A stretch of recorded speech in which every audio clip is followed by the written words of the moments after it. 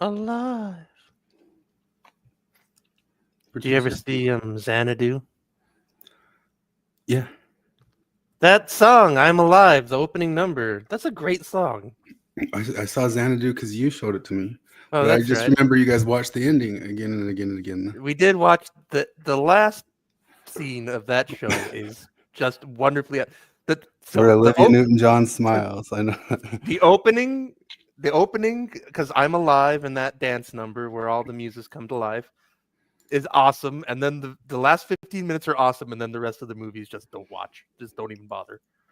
But the beginning and end of that movie are fucking wonderful. Yeah, I saw a dude with a Xanadu shirt on the other day, and I started asking him about it, and he's like, "Yeah, I don't know what Xanadu is." Poser.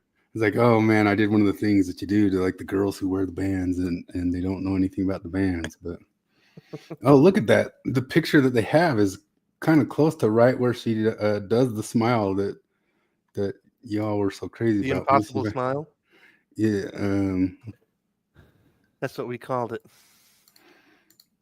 I mean, it's close to the moment. If I can look, just right on the cover there. Oh, yeah. Kind of close to the moment. Is that the very ending or the beginning? Yeah, that's toward the end. Well, I mean, she does like 18 costume changes in that last 10 minutes. Yeah, there it is. Gene Kelly's final screen appearance. He was on roller skates. It says, I bet you this part where it's like bright is right where she smiles. Is that it? That's one of them. I haven't watched it in so long. I don't know if I'll get in trouble for like that's the first thing we're doing. Probably. Hold on a second here. It's got to be it. When she. No. So that's the very beginning. Like this is only like a third of the final scene. Yeah, I remember the moment you guys said I could find it, but it would take me too long to find it. Yeah, and we'll get stream struck or whatever it's called. Offer Xanadu. Yeah, the opening song, "I'm Alive." In fact, I was just thinking about it. I forgot to listen to it today because it was in my head. I'm like, oh, I haven't heard that song in a while. I had to play it. ELO, I think, did they finish their last tour? Jeff Lynne announced that he was done after this one. He's got to be close to 80. I have not followed them at all. Electric Light Orchestra or whatever. Yeah, 77. Oh man, nope. I have not kept up with them in any way, shape, or form. Anyway, Jared's not coming tonight. He won't be here. He's at the IncelCon, the East Idaho IncelCon. IncelCon it's probably full of white supremacists. All the white supremacists who love Jordan Peterson. That's happening up there in Idaho in white supremacist land that love Jordan Peterson totally. Yeah.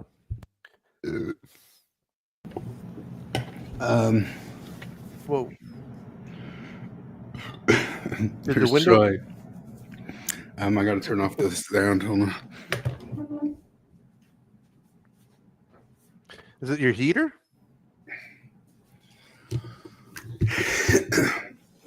Yeah, that'll just take a second to turn off. There's Troy making that noise. Yeah, it'll just take like a couple seconds. Yeah.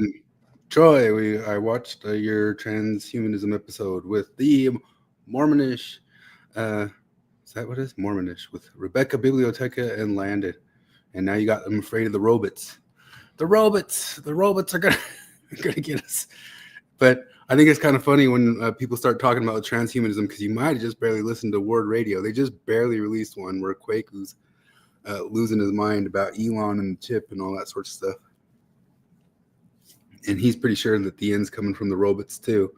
And I think you kind of pointed out that both the Mormons and the general authorities and everybody can kind of unite around being afraid of the robots. The robots and the end time's coming. They need Yoshimi to fight the robots for them.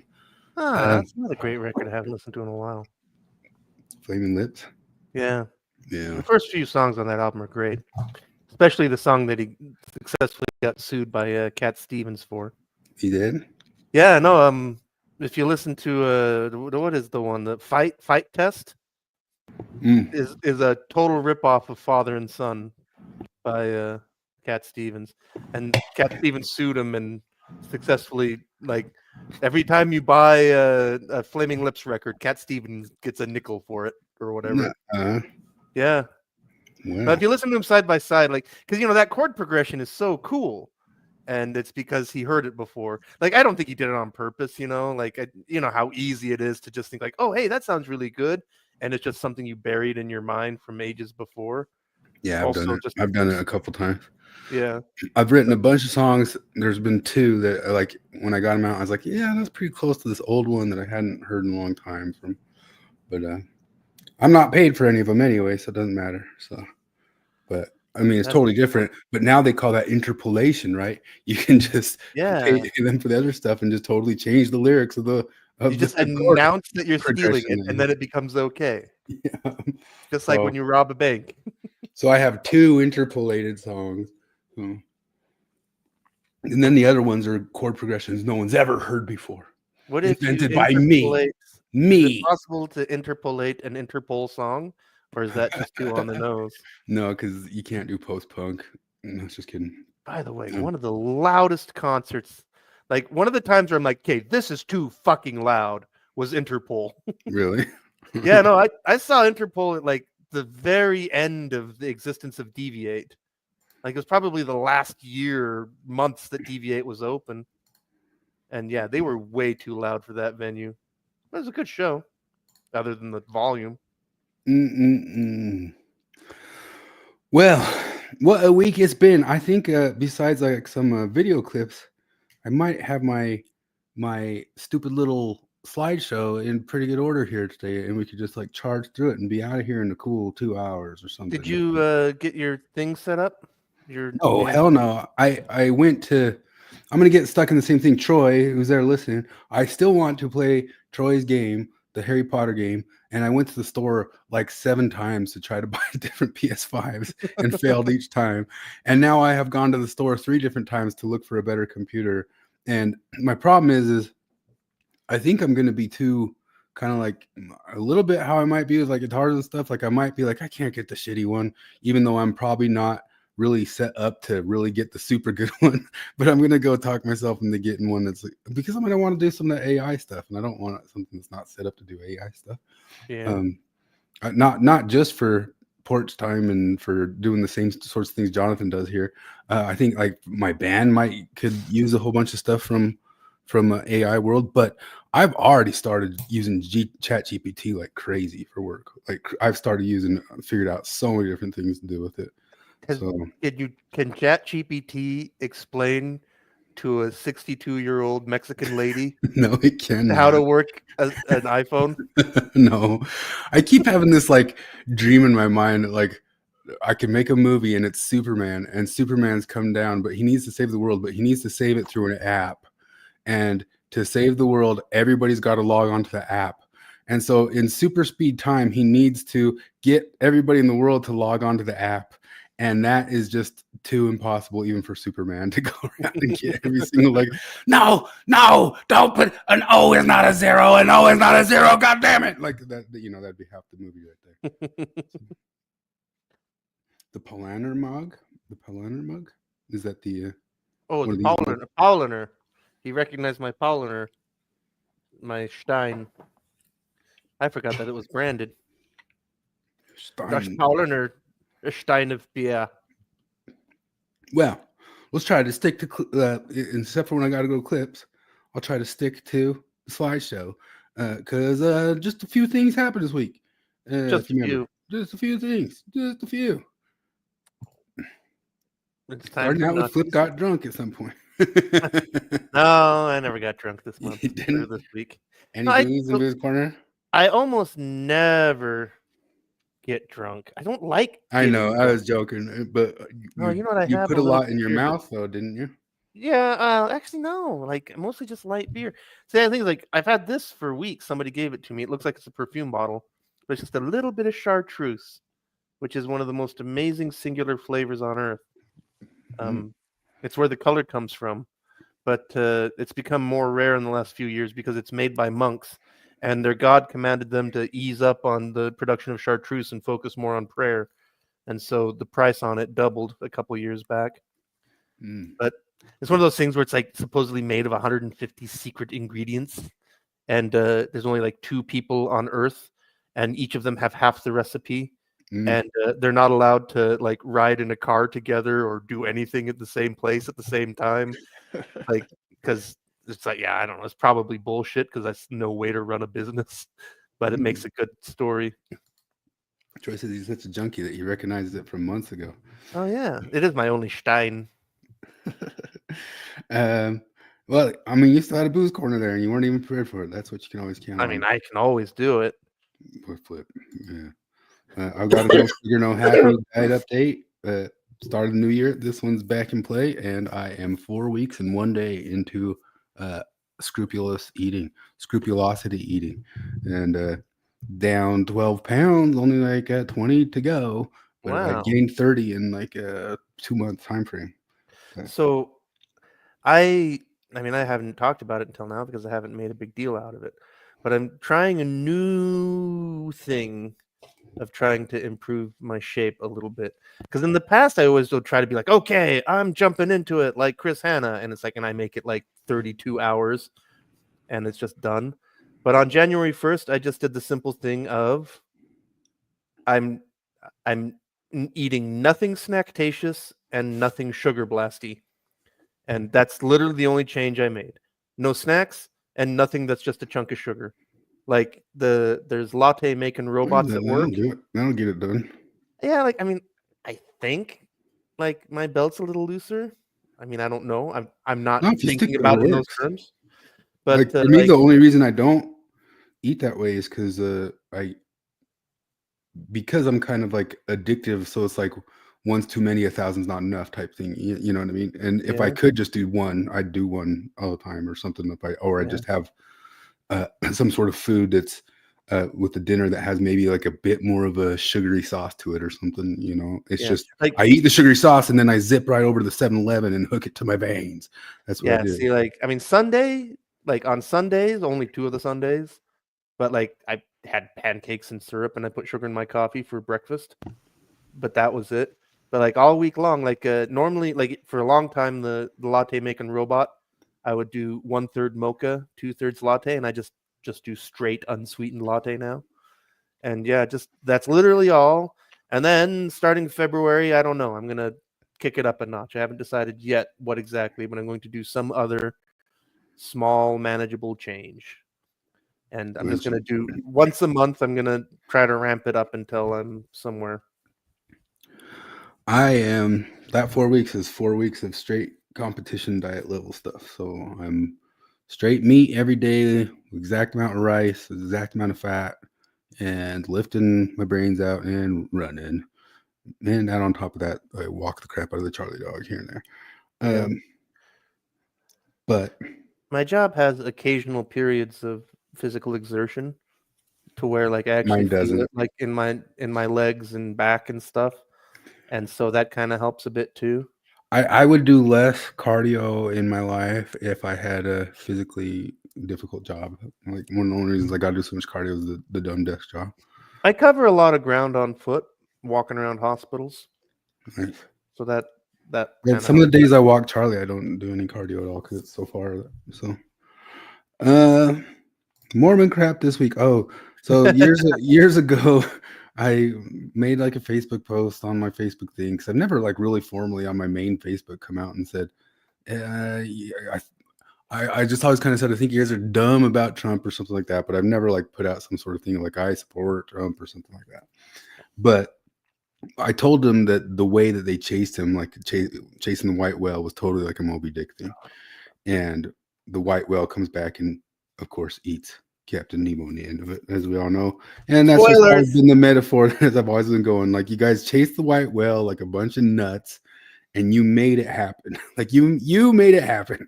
You guys being the nuts made it happen. And he's a newtsy, and he's a crazy, and you got to send him to jail and all that stuff. You made it happen. He wouldn't have had half as much power if you didn't chase him like that. No, that's for sure. Although, man, this thing where like he tried to executive order the birthright thing, like, yeah, that one will get knocked down. That's retarded. Yeah, like that's the Constitution, guy. Like, come on. That's but right in the same week, which I guess is coming up in the slides, although I don't have crazy slides for it.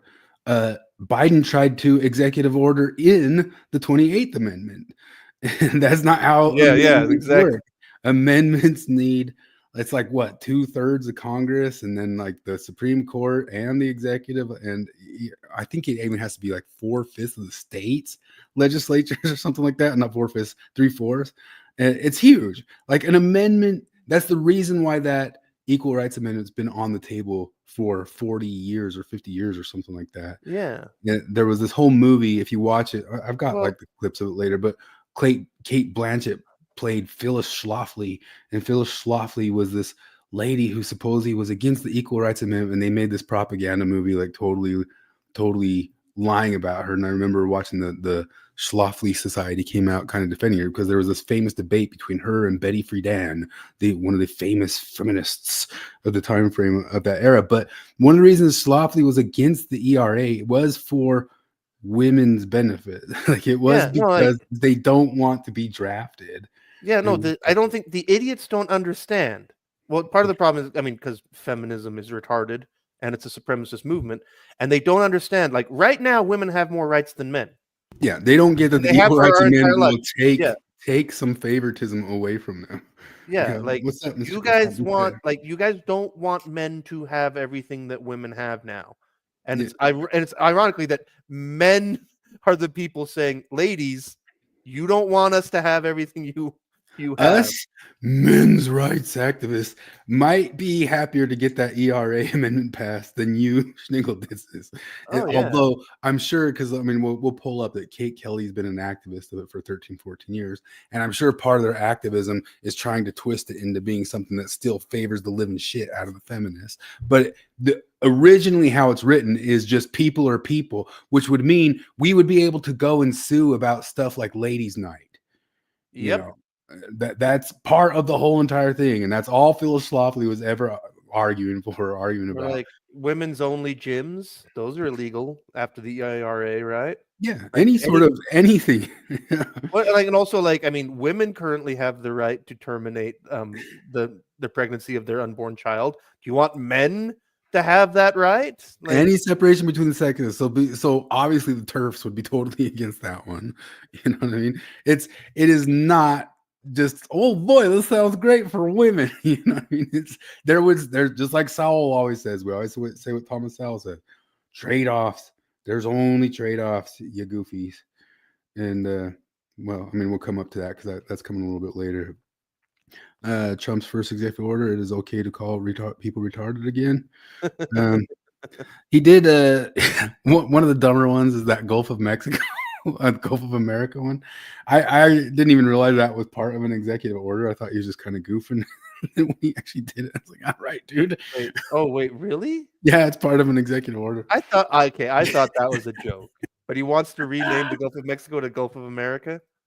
Yeah, or that they were just kind of try to come kind of socially do it, but no, it's in one of the orders. Yeah, that's retarded. That is extremely retarded. that and some of the stuff between like the health stuff, which I'm happy to get what's his name in there, but at the same time I'm such like a health and diet skeptic type person too, at the same time, that there's going to be some of that stuff that's just stupid, you know, with RFK and all that sorts of stuff. But at the same time, I appreciate it getting pulled away from the managerial class of Pfizer dipshits, you know what I mean? So it's like pick my poison. I can pick the guys who are afraid of seed oils or the Pfizer dipshits, you know. But you know, I'm not going to get somebody in there who's just like, eat healthy, eat the good food, not the bad food. Well, I hate that term, good food and bad food. Eat this amount of calories. Don't eat stuff that's carcinogenic. The end. You know, I guess it's just like anything. It's one of the reasons like I could never be I could never do a profession as a personal trainer or physique guy or anything like that, because I believe that it does not take more information than 2 or 3 sessions. You know, Yeah. and so it's like, how should I string somebody along to get them to keep paying me for 6 months or something like that?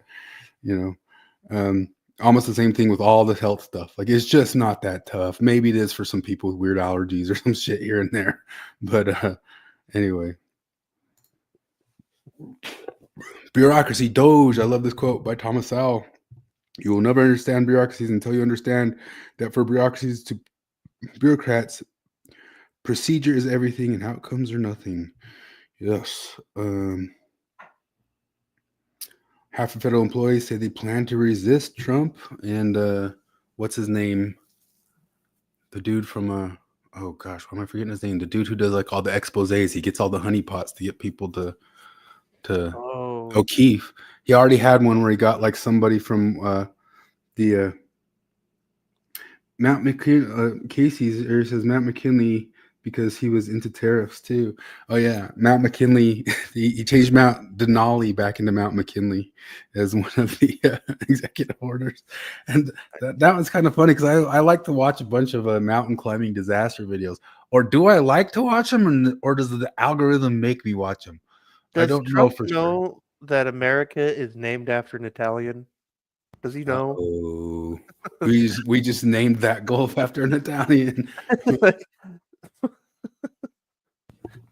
Stupid Italians. Anyway, O'Keefe got some deep stater in the health place, part of the health thing, saying we're all just gonna fight against them and not do this stuff. But at the same time, there's all sorts of people saying they're gonna resign or they're gonna be let go, all that sort of stuff. All that's music to my ears. Yeah. Troy asked if America is named for an Italian. An American Italian. Columbus, man. Columbus. America's named after Columbus. And didn't they find out that Columbus was a secret Jew? Oh yeah, they did. Yeah. Like they went and like DNA tested them. I knew it was the Jews. Again. Somebody asked, I wonder if Biden was always a chronic liar, if he just became that way when he became president. Scott Hortons is always about everything. And if you took any time to ever study about how he was with credit cards or how he was with his first, well, I mean, we've gone over it all here, but anybody like Jim Bennett who goes around blubbering that Trump's a liar and Biden's not a liar, it's just like, you're ridiculous. They're all liars. And it's well, no, there's different degrees. No, it's not. No, it is not. It never has been. It never was.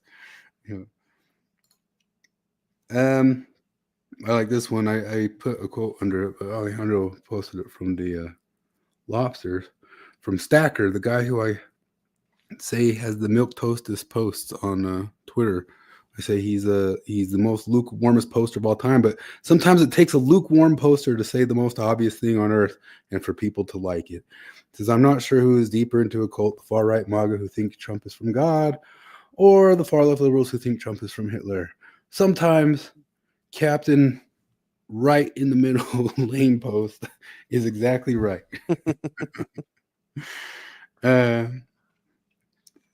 Trump's a Nazi, Trump's a Nazi, Trump's a Nazi. But then, of course, during like all like the transfer ceremonies, they were cuddling, and I guess they left behind pies and sweet letters to Hitler, and were chit chatting with him at Carter's funeral and all that sort of stuff. And Troy was actually asking, Amerigo Vespucci. I don't think he's actually asking. I thought he was being sarcastic. Is he being silly? Yeah, he's too smart. I think he's being sarcastic. Yeah, he was the map maker. I don't know, maybe he wasn't asking, but yeah, no.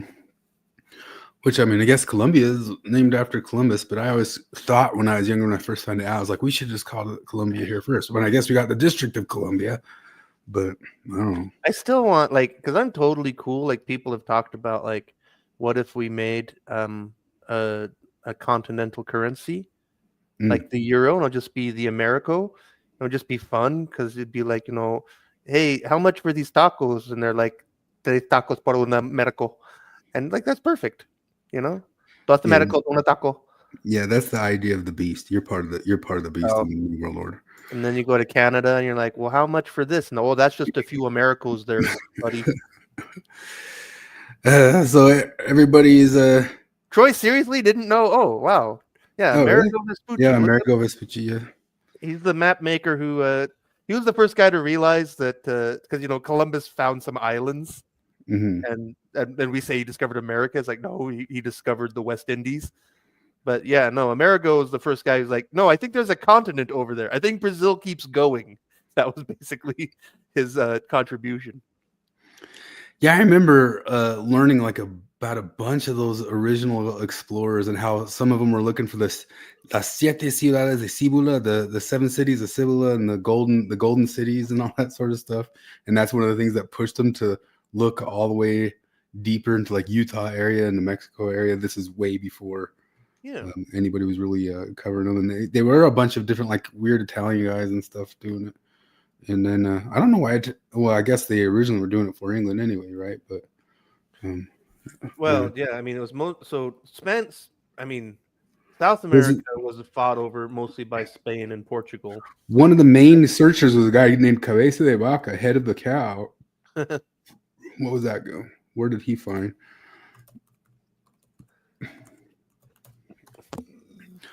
Alvar Núñez Cabeza de Vaca. Like, was his mom just a jerk? Like, why'd you name your kid that? I guess. Or, I don't know, maybe they worked in cow heads, man. The Fountain of Youth. That's right. They were looking for the Fountain of Youth. Let me pull this guy up. Did it pull him? Yeah. Alvar Núñez. Oh, man. Núñez. Cabeza de Vaca. Yeah. Spanish explorer, the New World, Narvaez expedition, faith healer. Anthropologist. I just watched this video of anthropologists. Do you know what they're making them do in anthropology in the world nowadays? Oh, what's that? They are not allowed to look at bones anymore or have pictures of bones anymore. They have to draw pictures. And if the pictures are too close to the actual bones, it's just as problematic. So they have to draw stick figures. Wait, so I saw, no way. It's like I saw a blurb about this and didn't know what they were talking about. But really? Yeah, really. What is Eres del Frontera? Where is the head at? See, he found like Gulf of Mexico. So this is some good stuff. Gulf of Mexico and down to like so Mexico. We should call it the Cowhead Gulf. Yeah, and we should call it the Gulf of Cabeza de Vaca.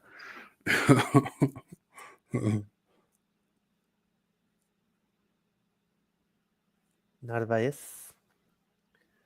Explore, conquer, and settle a portion of North America called La Florida. Yeah, he's a big name. La Florida. Yeah, La Florida. I remember when I was in the MTC realizing how many of our states were Spanish names, and I was like, "What? Yeah, what?" Also, like, California just means hot oven. Mm.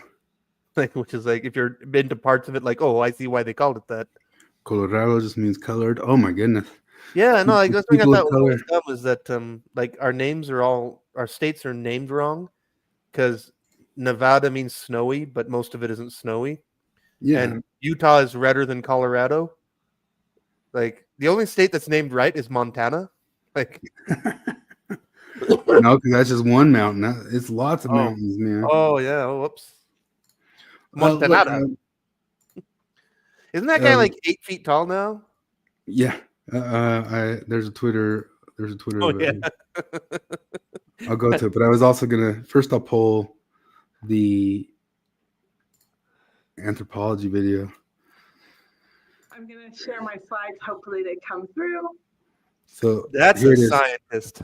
Yeah. Academic journals, museums, and universities. Biological anthropologists have used photos and radiography of skeletal remains and mummies to explore disease patterns of past peoples, teach new methods of age estimation and sex identification, and entice new students to the field. Archaeologists use photos of artifacts to allow comparisons with other artifacts to help reconstruct past cultures and explore topics such as peopling of the Americas, prehistoric trade patterns, and the emergence of new technologies.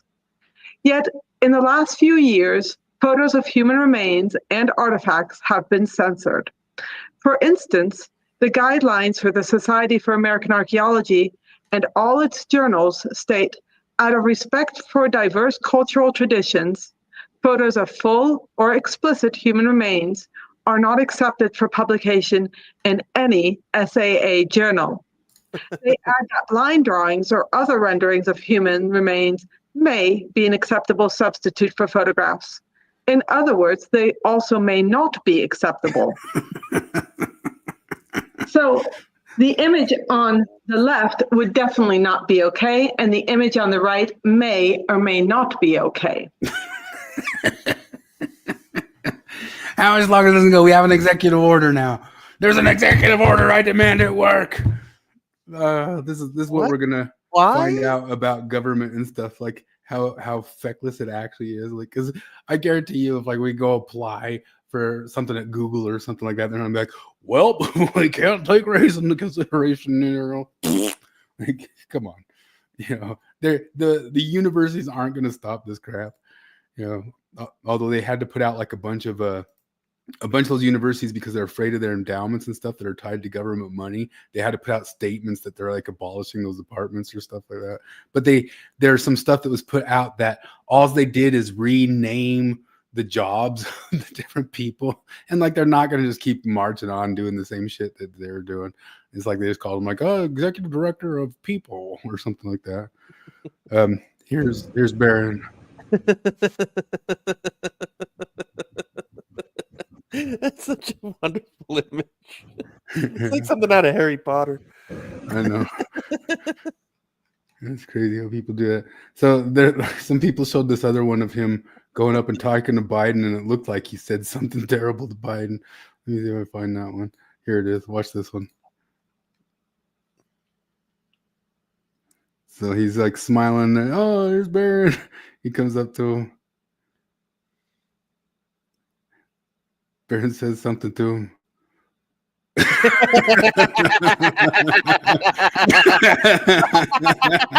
I wonder if that guy can act. He's got a face.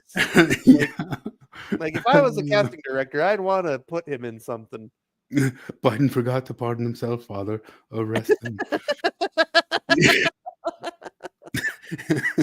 That's part of the thing of all this, which all the pardons came up. I think all those pardons came up. Like we are like I'm calling it. We are fully in Banana Republic land now.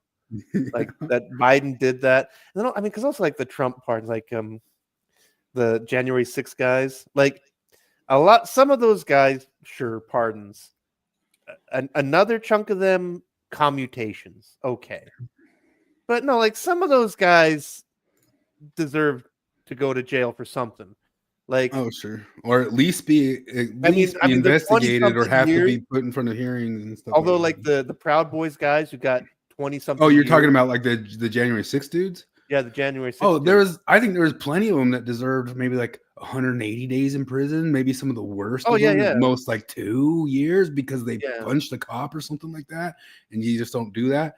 But that wasn't a ton of them. But the rest of them, half of them didn't even get sentenced for 4 years, which is part of the problem. Like the quick and speedy trial stuff. Yeah, no, they. And then a bunch of them for sure just were there and were invited in and didn't know what was going on, and there's just tons of stories of that. But it was also obviously like a political thing. 14,000 Antifa BLM George Floyd rioters were arrested and just simply had their charges dropped. Yeah. It's been a two-tier system in that way for quite a while.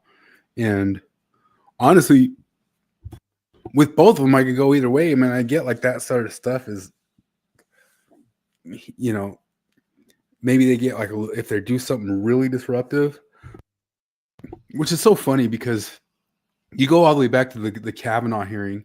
They were banging on the doors of the Kavanaugh hearing. They were going to dismiss hearing about the Kavanaugh sex stuff until a bunch of women barged into an elevator with Jeff Flake in it, barged into it aggressively and confronted him like face to face, like that sort of stuff. And those are just a couple things off the top of my head. There's been plenty of times where they went and banged on stuff and tried to alter or change government hearings and government different things that they were trying to alter and change the outcome of the Supreme Court.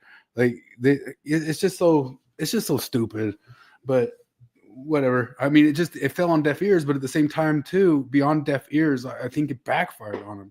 I think the way that they did all that, I dead seriously do not know how Democrats could have done worse the past 4 years for themselves. Like, how did they screw it? How did they screw it up? Like, I honestly think if I could run that party and tell certain factions of it to shut the fuck up, that I could win easy, because they have all the easy stuff of stupid little slogans like "Feed the poor," yay, and that right there should win every dummy on earth who doesn't read anything. You know what I mean? Like, you have the easy slogans and you still screw stuff up. You have the slogans that it takes somebody with like a little bit of disagreeability to think about a little bit harder, and you screw it up. You lose with that somehow.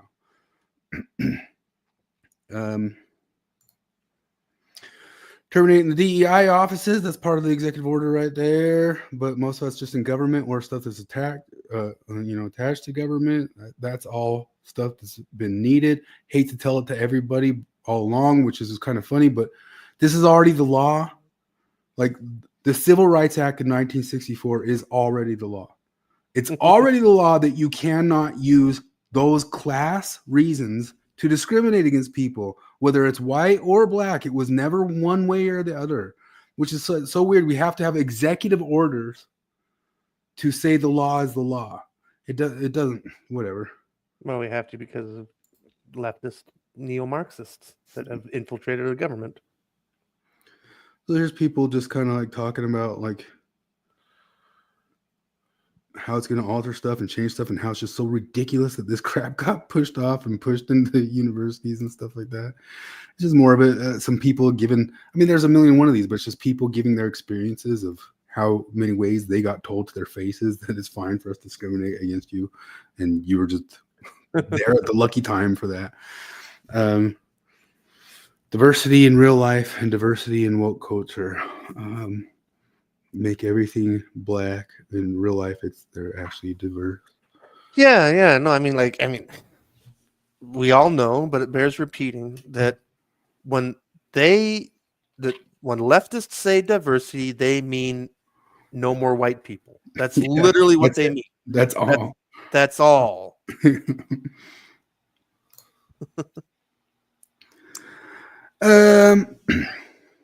January 6th stuff, the dismissal of that sort of thing, and he declared the cartels. That one could be a problem. Declaring that the cartels are basically terrorists. So it's basically kind of like expanding the war on terror and drugs at the same time. Something needs to happen about those cartels. Yeah, no, this is one of those things where, I mean, I don't know. There's no solutions. There's only trade-offs. But obviously, the Mexican government is in the pockets of the cartels. Yeah. Like 100. Yeah, there's just nothing else. And that's the thing. It's like, maybe the only thing that could work are tariffs. You know, that whole thing where it's like, look, Mexico, you can shut down the cartels or we will shut down trade. You know, like... One of the things that infuriates me about the Mexican border is the lefties have this like imaginary view of like what happens over there. And I highly suggest this to the TV series Narcos for this, but you got to watch like the whole thing through. But it explains out how all along those La Frontera there, different cartels run different parts of that border, and the Mexican side is watched 1,000 times harder than the American side. Oh, yeah. And what's going through that Mexican side must go through what's called a pollero. And a pollero is, if you're attracting people to that border, you think that them running into an ICE person who will send them back here is the most dangerous thing they're going to run into. No, they are going through that border of the cartel polleros. That's where they're getting raped. That's where they're getting all the money sent through. They do not go through that area for free. They don't just wander through a desert like, I don't have any milk for my kid, and walk through that area. They go through that area through extortion and rape.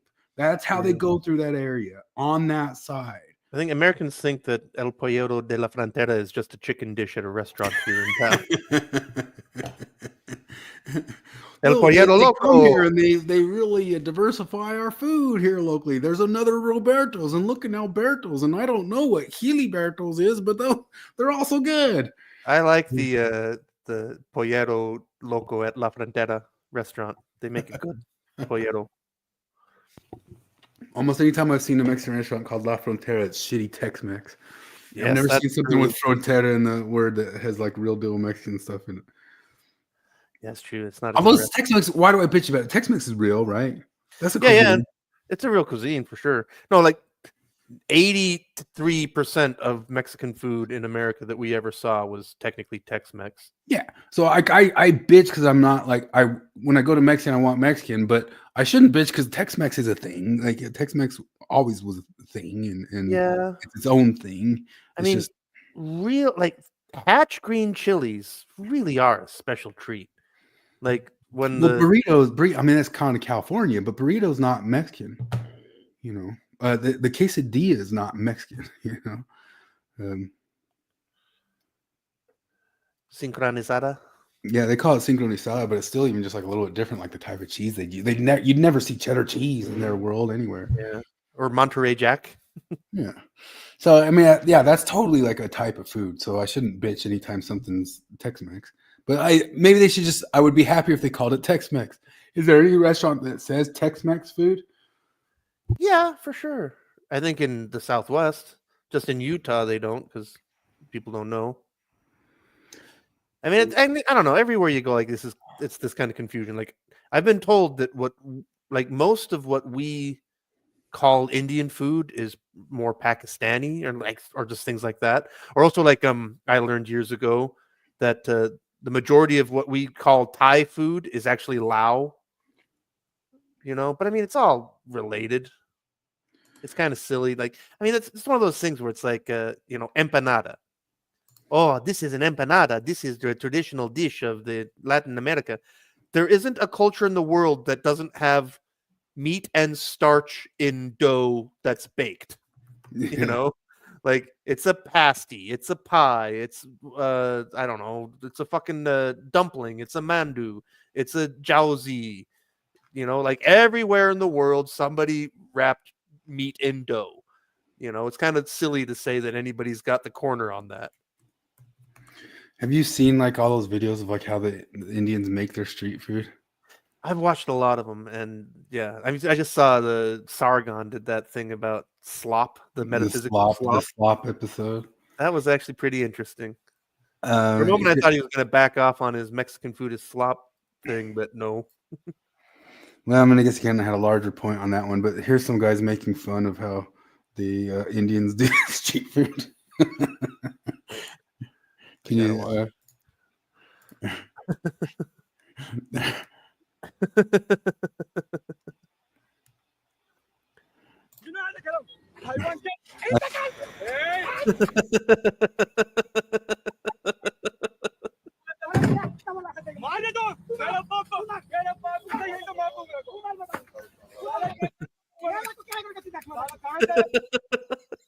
That's so extremely racist.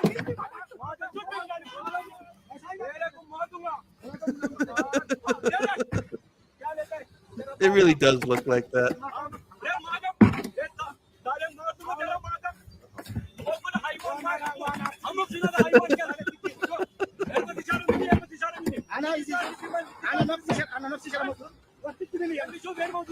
I love that this guy sitting in the background because that's totally true. There's always just a guy.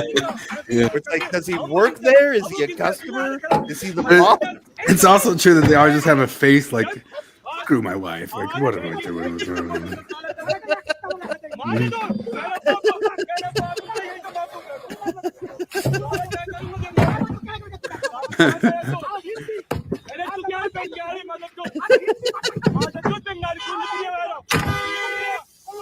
And all that for just 22 cents. Made in huge production lines of slop.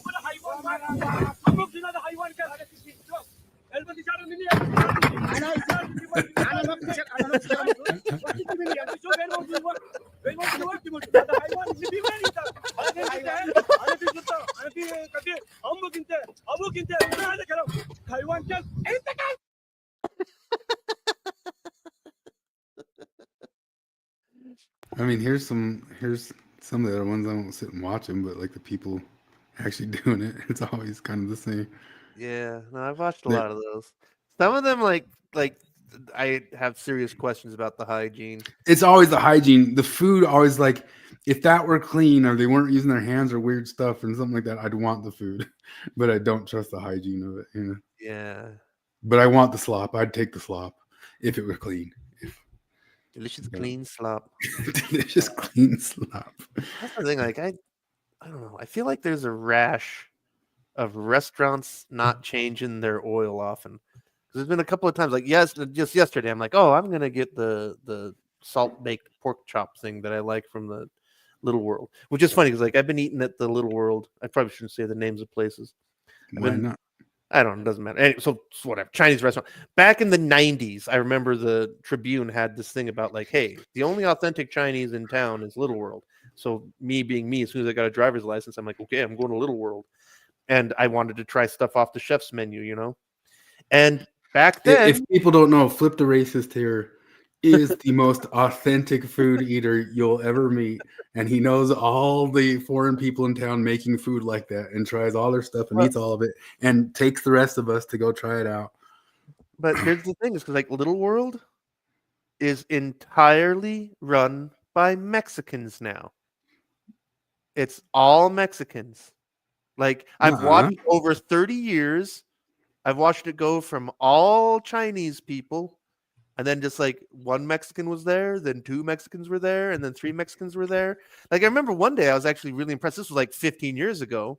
That like it was, I think it was one of the kids of the Chinese owners that I heard him speak in Spanish, and I'm like, wow, man, like where'd you learn that? He's like, here, you know. But like the last few times I've gone in there, everyone working there is Mexican. It's like, okay. But like, yeah, like they don't change their oil. Like it tastes bad. You got to change your oil like once a day or whatever. You got to be on top of that. And I don't think people are. Just been a few times I've gone to restaurants. You got to stop yelling at him in Korean.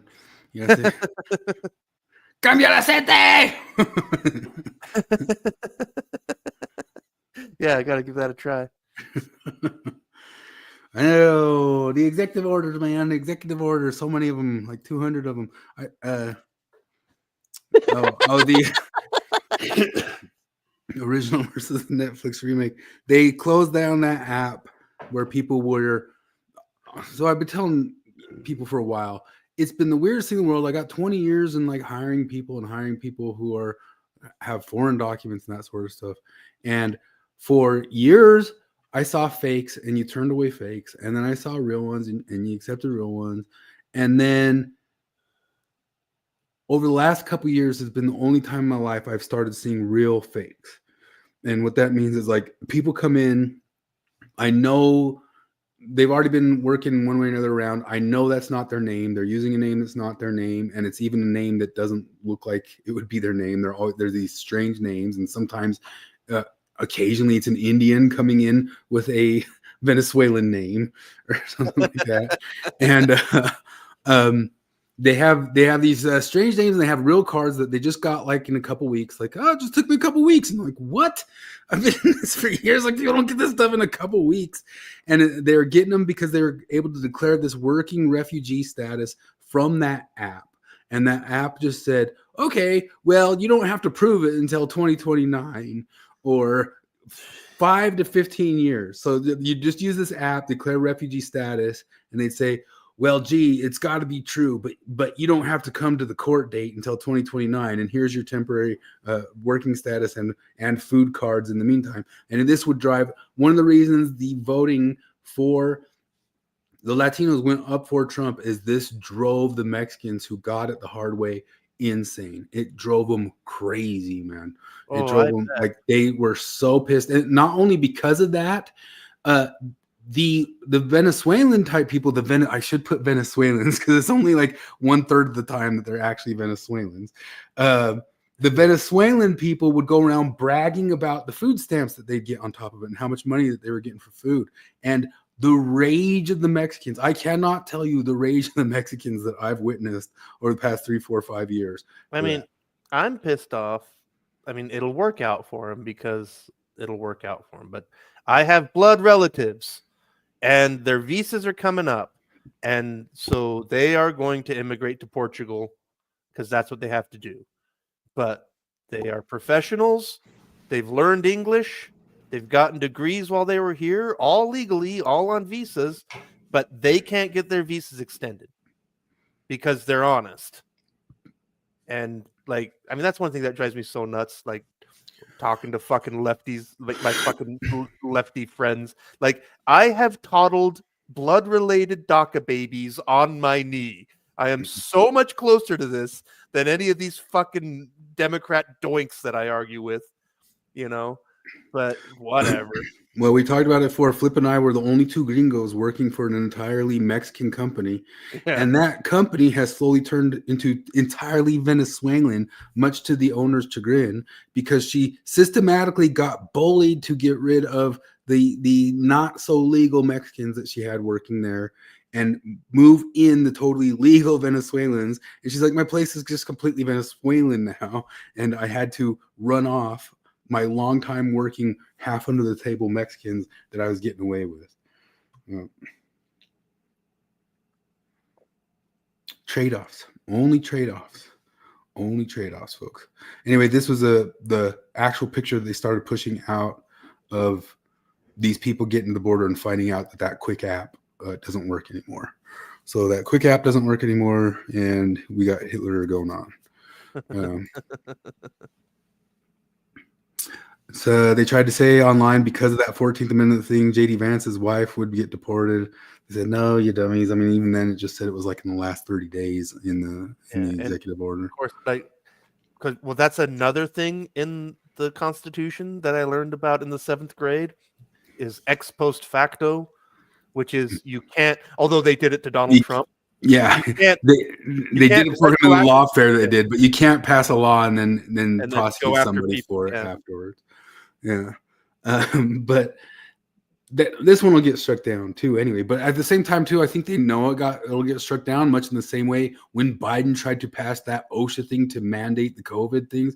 And I told the people of my company, do not go for this. They are not going to be able to do that. They can't mandate through OSHA that you must have vaccines. But he wanted to make hay with it for 90 days until it got struck down. Yeah. And I guarantee that's part of the angle there. They know it would get struck down, but they're just trying to get like a total kibosh for like the moment, or spook people off of trying to come here, because half of it is the messaging of just the messaging of don't come here. You know? I mean, we need to scrap the birthright thing. It made sense way back in the day. It does not make sense now. Like, we're the only country that has that, as far as I know. Like, it's not a normal thing. Mexico doesn't have it, I'm sure. But like, yeah, it's time for that to go, but it will never go because Democrats. Risa says refugees become a political game piece. Yeah.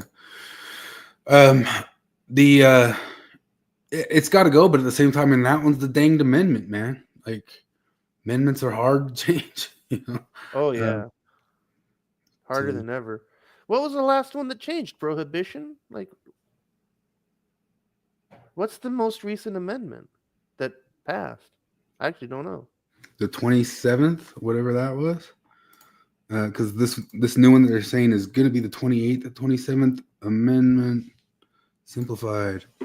20 forbids any changes to the salary of Congress members from taking effect until the next election concludes. 1992. Whoa. Really? Okay. That one should have added to it. Fascinating. The stuff about no insider trading. But Charles says that his coffee roaster's in Canada and he's talking real fancy coffee. So you can say, I'm the real marginalized victim of the Trump presidency. He has lost the coffee trade. Although that's going to become the 51st country state pretty quick. Like, we're going to annex Canada, we're going to annex Greenland, and we're going to annex Panama. The executive order about the genders dropped. Wesley Yang says the Trump administration EO on gender lays out clear, precise, unanswerable definitions of the relevant terms that serve at once as dispositive arguments for its mandates and preemptive exposure to the desperate sophistry of all future attempts to subvert or annul its language. The EO, which, by the way, my name, Executive Order Wilson, is a riff on E.O. Wilson. The E.O. will be, if you don't know, he's one of the first guys got into evolutionary psychology, but he was mostly the study of ants. The EO will be the first exposure many sleepwalkers in the American liberal class will have to the fact that all these terms have been under siege by American institutions for a decade. And those terms were invented by Flip because he is the inventor of trans. That's true. I found that out today. In fact, I wanted to do. That's right. That's right. The gaslight of the week. Yeah, go ahead. For me, the gaslight of the week is I found out today that I originated the entire concept of being born in the wrong body.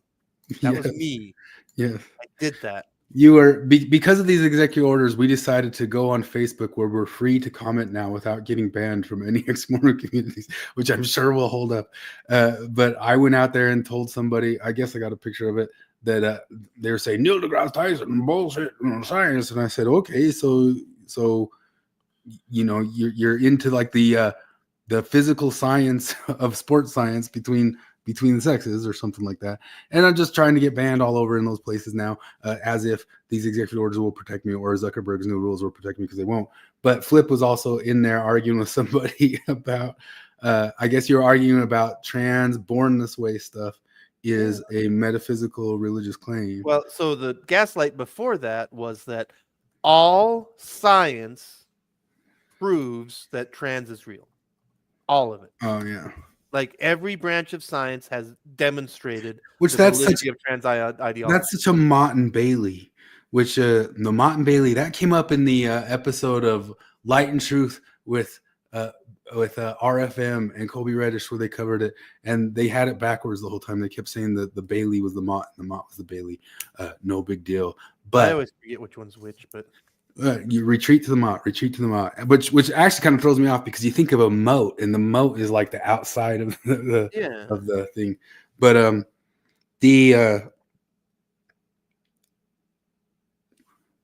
Colby himself tried to pull the thing of, well, trans people exist, and there's a Mott and Bailey in that whole thing of saying like, of course the people who think they are trans exist. That's Scientology exists. Scientologists exist. Yeah. The supernatural claims of Scientology are not real. Like, it's that simple. Yeah. Gender dysphoria exists. Mormons exist. If somebody real deal has it, I genuinely feel bad for them. Yeah. Schizophrenia exists. Yeah. The people in the room that are invisible and giving them orders do not exist. Seth. That message is for Seth. But anyway, you got told when you were did you see it yourself when they No, I don't even know what thing was on. Troy's got a fact about E.O. Wilson. One fun video game fact: Will White, the creator of The Sims and SimCity, was a big fan of E.O. Wilson. Oh, awesome! E.O. Wilson's the guy who said, "Communism, great idea, wrong species," and he was talking about bees and ants and stuff like that. You know, but also, I mean, I've talked about the book before here. Steve Stewart's book, The Ape That Understood the Universe, and that sort of stuff. It talks a whole lot about E.O. Wilson's stuff as well. And he was definitely one of the first persons who started to talk about some of those concepts of evolutionary psychology. Anyway, we're talking about the born this way with this person, and that person said no one thinks it's born this way or born in the wrong body. Yeah, nobody says that. That's something I made up. Mm-hmm. And you can just Google a little bit. That's been part of the debate for decades. But Flip invented it. And here's the executive order stopping Flip's reign of tyranny of bullcrap. What's the executive order actually say? I'm going to have to look at it closer on this. Whoa. It says, policy and definitions. The policy of the United States to recognize two sexes, male and female. These sexes are not changeable and are grounded in fundamental and incontrovertible reality. Under my direction, the executive branch will enforce All sex protection laws to promote this reality and the following definitions shall govern all executive interpretations of and applications of federal law and administration policy. Sex shall refer to individuals' immutable biological classification as either male or female. Sex is not a synonym for and does not include the concept of gender identity. Women or woman, and if people even like do that other stuff in their own private lives, I don't know how you don't understand that government would need to do stuff this way. Yeah, You no, know? like, can you imagine an executive order saying that the Earth is an oblate spheroid? That's where we're at. Mm. Women or woman and girls or girl shall mean adult and juvenile human females respectively. Men or man, boys and boys shall mean adult and juvenile human male respectively. Female means a person belonging at conception to the sex that produces the larger reproductive cell. Male means a person belonging at conception. Oh, Jared had somebody telling him just today that there's gametes aren't human. And gametes are intersex as well. That's right. That there's middle eggs, and no, there is not middle eggs. There's either one or the other. Female means a person belonging at conception to the sex and that produces a large reproductive cell. And if there were, like, if we found like middle eggs, you know what I mean? I'd be like, okay, it's time for me to adjust to the science. You know what I mean? That's one of the issues with this. It's like the primary sex functions. This is all Colin Wright and his he's a PhD in biology, talking about this stuff on his what is his website called? It's something Reality's Last Stand. Your primary sex function and even the anomalies, even the things that are issues off of that are anomalies off of one or the other primary sex functions. Yeah. Disorders of sexual development prove the sex binary. They aren't an exception to it. Yeah.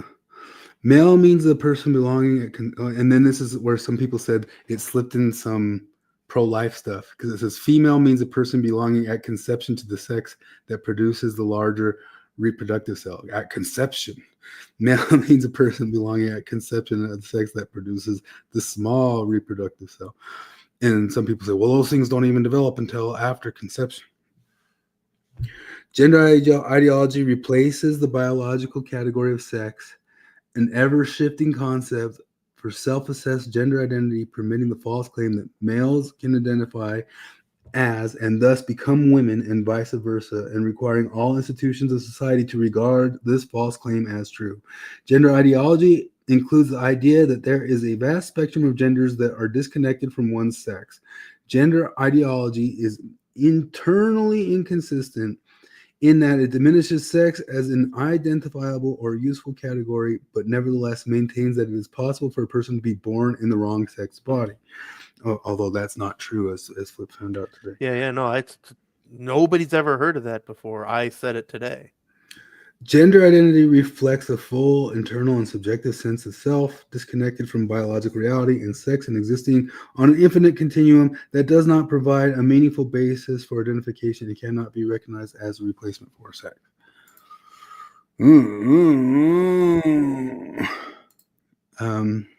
That's the person pointing out that says, at conception, you're slipping in. The Trump administration snuck fetal personhood into their anti-trans executive order. I know. Which brings us to the bishop who scolded Trump and JD Vance. Did you see this? Oh, I saw a little bit of it. Just unbelievable. Yeah, it was. Well, I mean, I guess I got. It's like the part when they're like, "Oh my gosh, she's so brave. No one's brave enough to say this stuff." Yeah.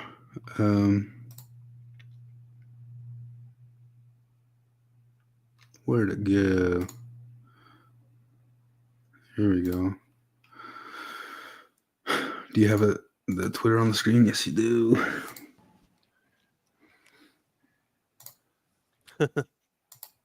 You're getting sped up, lady. One final plea, Mr. President.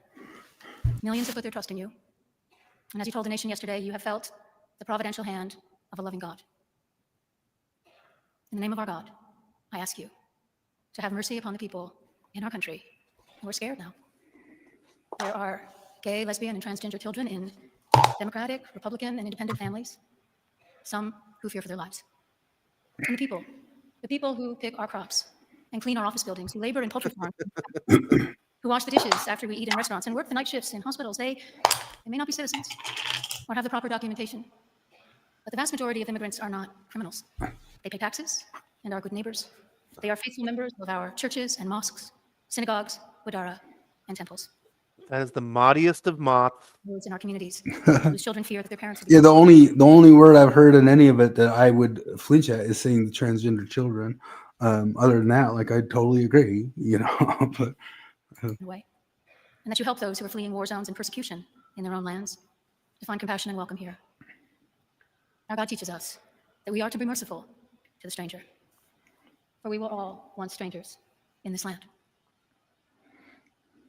May God grant us the strength and courage to honor the dignity of every human being, to speak the truth to one another in love, and walk humbly with each other and our God for the good of all people, good of all people in this nation and the world. Amen. Unbelievable. I think it's kind of funny that it's almost kind of like an encapsulation of how like you can't keep it out either. Like this is their big moment and their big day and stuff, and they couldn't get like just a basic ass preacher. Like you can't keep the woke out, man. You can't. Yeah, like that seems like who you would think that the people calling these shots would be like, oh well, not her. I think it's funny. Yeah. Anyway, that's just her big long thing. That's the wording to it. I know that then she went on The View and got her butthole licked by those ladies. Well, here it is in the ex-Mormon world. They were so bizzazzed about it because they're suddenly super duper religious and care what the religious people say. Just like that. It's really religion versus not religion. It's not politics versus politics. Oh, yeah, anyway. No, that was the other thing. Anyway, politics versus politics isn't the thing. It's not the thing, right? In the same post where I invented the trans ideology was where I found out that Jesus was totally pro-trans, like biblically. Because he said, love your neighbor. So that means that Jesus is pro-trans. Risa says she speaks for the voiceless, except unless they are in the womb. Yeah, and here's the ex-Mormon saying, in a world of Joel Osteen's Be a Bishop Marianne Booty. And this is the premise of what our whole entire podcast of us. There's dozens of us. The answer is, those are the two things. That is the false dichotomy. That is the exact false dichotomy we're talking about. You do not need to be either one of those two things to be an ex-Mormon. You know, Mark's safe from being a Christian who gets triggered by a Christian pastor delivering a Christian message to a man who pretends to be Christian. She also pretends to be Christian, feller. But I saw a bunch of Democrats, and even my friend's daughter doesn't give a shit about any of the stuff, has never been to church, freaked out that Trump didn't put his hand on the Bible. And I think that's actually something kind of honest about Trump. He's like, well, I'm not really that guy. You know what I mean? He wouldn't put his hand on the Bible. Unlike Barack Obama, who pretended to be a Christian. Yeah. He says, didn't she seem a bit racist? Bill Clinton. Bill Clinton pretended to be a Christian. I hate to tell it to you guys, I've told you a million times, the Machiavellians are very good at pretending to be things. Very, very, very, very good at it. Didn't she seem a bit racist to identify illegal immigrants in the specific language? Yeah, our wage slaves are. We need to think about the wage slaves. Don't let them go home where they are, because they are gold. They're gold for our country, and as he indeed was. Anyway. At the same time, the hotel, if not for the brown slaves. At the same time, sure, lady. Like I know some illegal people right now that I love. Like they are good people and bust their ass. And I hope nothing happens to them. I hope nothing does. But they are also such good, conscientious people, and they've made a killing here for like the money that they'd have back in their home country. Like everybody I know who works as that here, they have made the killing of what they've been sending home for their home country, and have put away a pretty big nest egg. And when they get sent that direction, they're going to be able to work on coming over properly and legally through the correct channels, and are already kind of start planning on like how they go about doing that if it ends up happening to them. At the same time, I hope it does not. Like, I really wish, first off, I think they're only going to go after the criminals for a while. And then after they do that, there's not going to be much left over to keep going after stuff. But I hope stuff doesn't happen to them. But at the same time, if it doesn't, they were here illegally. You know, they know they're here illegally. I talked to them that they know that they're here illegally. You know, they know that they work, and as they work, they don't get the same rights as real employees because they're here illegally. And that stuff's, it's shady. It's shady how all companies everywhere use it. Like, this is the thing that's always been the issue, is that immigration has always been broken for our entire lives. And that's part of the problem, is that the people who do just want to come and work hard and make a living and do the American dream, the whole system is fucked by people who are abusing the system. If we didn't have a broken system that was easily abused, we wouldn't be having these fucking arguments every fucking couple of years or perpetually. You know, yeah, like what Risto says, it's good to speak truth to power. She was the wrong messenger. Yeah, and I did seriously think maybe it's a little bit good of like, okay, guys, yeah, let's be hardcore, but let's slow our roll on let's get the baddies who really are the baddies, and then go from there. You know, this was me applying for the Utah Arts Festival just today. Gender identity and all this sorts of different stuff. So things just goes on as normal. But Teen Vogue just put up a thing saying Teen Vogue, nothing happened, nobody's grooming the teens, nobody's doing it to the young kids. Teen Vogue just no, the face is only the first point of reference, and others just judge who is or what we are. And then has this long article about how to trans yourself better as a teen. Go home and be mommy now. Liberal women see Donald Trump. Let's see. Colin Wright just pointing out here again that this is probably the thing that's forever made people get eternally panicked. Like we say, you're the hardcore truthy science people, but this is more proof that they think that the police killed magnitudes. They still think it. They still think police killed magnitudes of orders of magnitudes people more than they actually killed. And that's just going to be true throughout. Wouldn't it be nice if we had a responsible media that would just explain the facts according to the FBI database that literally anybody can look up? It would be any day. So the HB1 fight still continued on, and Vivek Ramaswamy is no longer part of Doge. And that's a picture of Sam Hyde making a face about it. More people just kind of talking about, Homath and James Lindsay had a fight. Whoa, Yeah. really? Yep. Homath wasn't having it, the woke right stuff from James Lindsay, and he ripped them apart. If anybody wants to read all that, they can go read it. But he's just generally kind of talking about the way he was discriminated against in the tech world, and that's why he had to become Homath, which he's kind of talked about before. So he gave his experience of how he was kind of systematically shot out of different jobs, but he was able to create something else on YouTube. Maybe that's a blessing for him or something like that. But just like him and Scott Adams, not all of us can go become the Dilbert creator and the Homath guy, you know. Well, from just reading, it seems like he's kind of missing the point.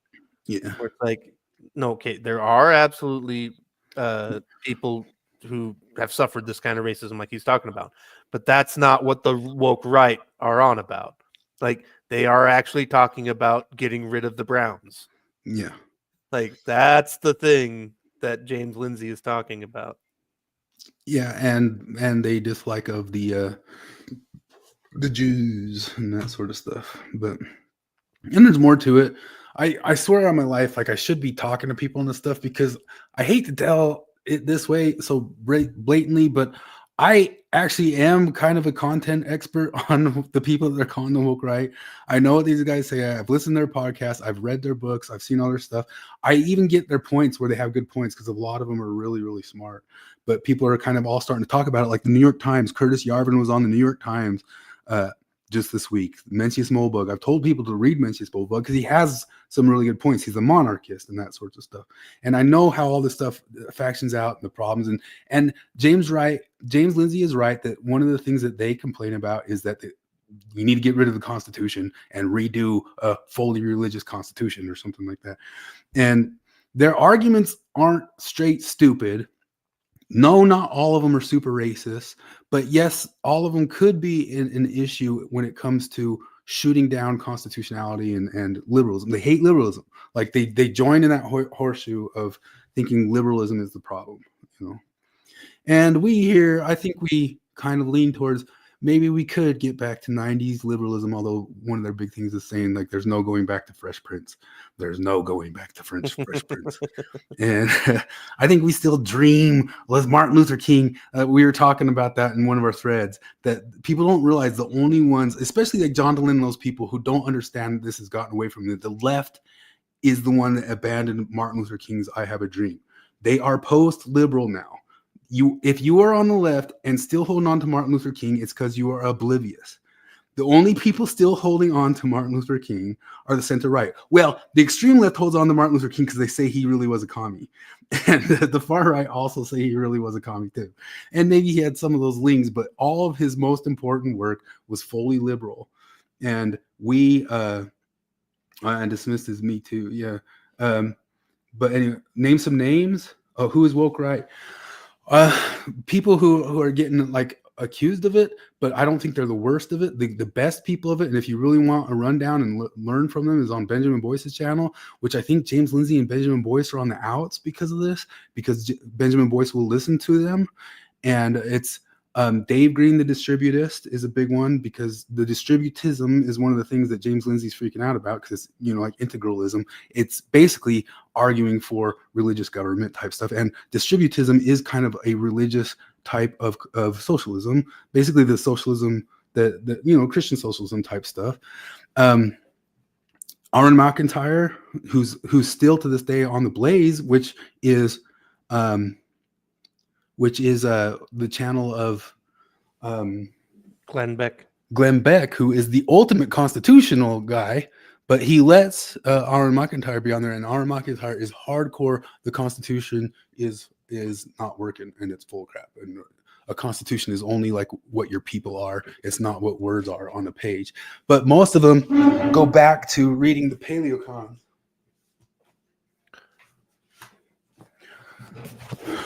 Sam Francis, Leviathan, and all that sorts of stuff. The maybe like Pat Buchanan times and that sort of stuff, which a lot of libertarians lean well with it too, which is why James Lindsay, and he apologized for including Dave Smith in the group there, because Dave Smith is a libertarian. Sometimes libertarians seem like they might be on the same page as the Paleocons, but it's a different thing.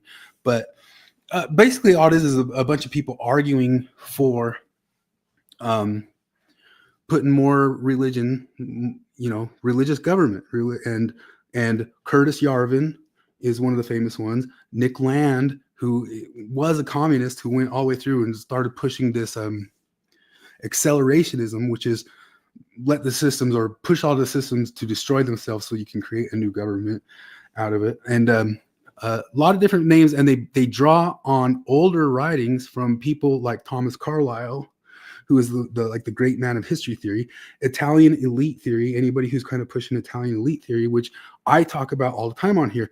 But James Lindsay even kind of pointed out James Burnham, and I think James Burnham is worth reading and worth understanding, the managerialism and all that sort of stuff, and anybody who's calling out for that. But usually the people who are into this stuff get really into James Burnham, get really into Pareto. If people know about Pareto, popularized again by Jordan Peterson, and the Pareto principle, that you always have your 1% no matter what. There's always an oligarchy. And that's some of the things that they kind of talk about, that there's no real, they say that there's no real people. There's no people movement. There's no ground up movement. There's only elites. And all you got to do is get elites on your side.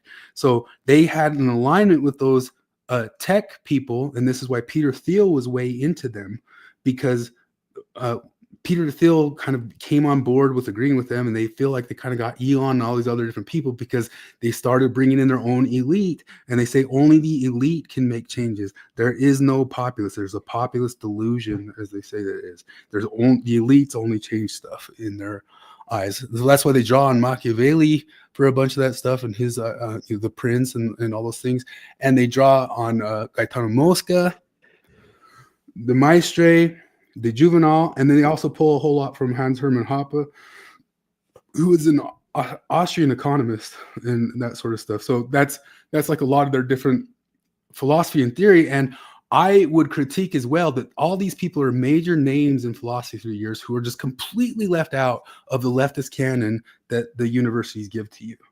Like they're just completely left out. And so then they also point to the Christian nationalists. And Steve Pinecker just had a guy on warning about the Christian nationalists in Idaho. But he also tried to claim in that whole video, and I commented on it, and Steve acknowledged my comment. They say Doug Wilson. Doug Wilson, we pulled up some of the stuff here. We know Doug Wilson from debating with Christopher Hitchens. And Doug Wilson has his whole Moscow, Idaho movement of people. But one of the strange things about it is Doug Wilson's one of the hardcore Israel defenders. And he's the one kind of barking at them all to say, leave Israel alone and that sort of stuff, which doesn't make any sort of sense. So there's a lot of things that aren't super clear about the whole entire thing. But one thing that is true about them is the answer is they're Boromir. They're Boromir. They say grab the ring. That's what they do. They say don't. The liberalism says don't grab the ring, and Boromir says grab the ring.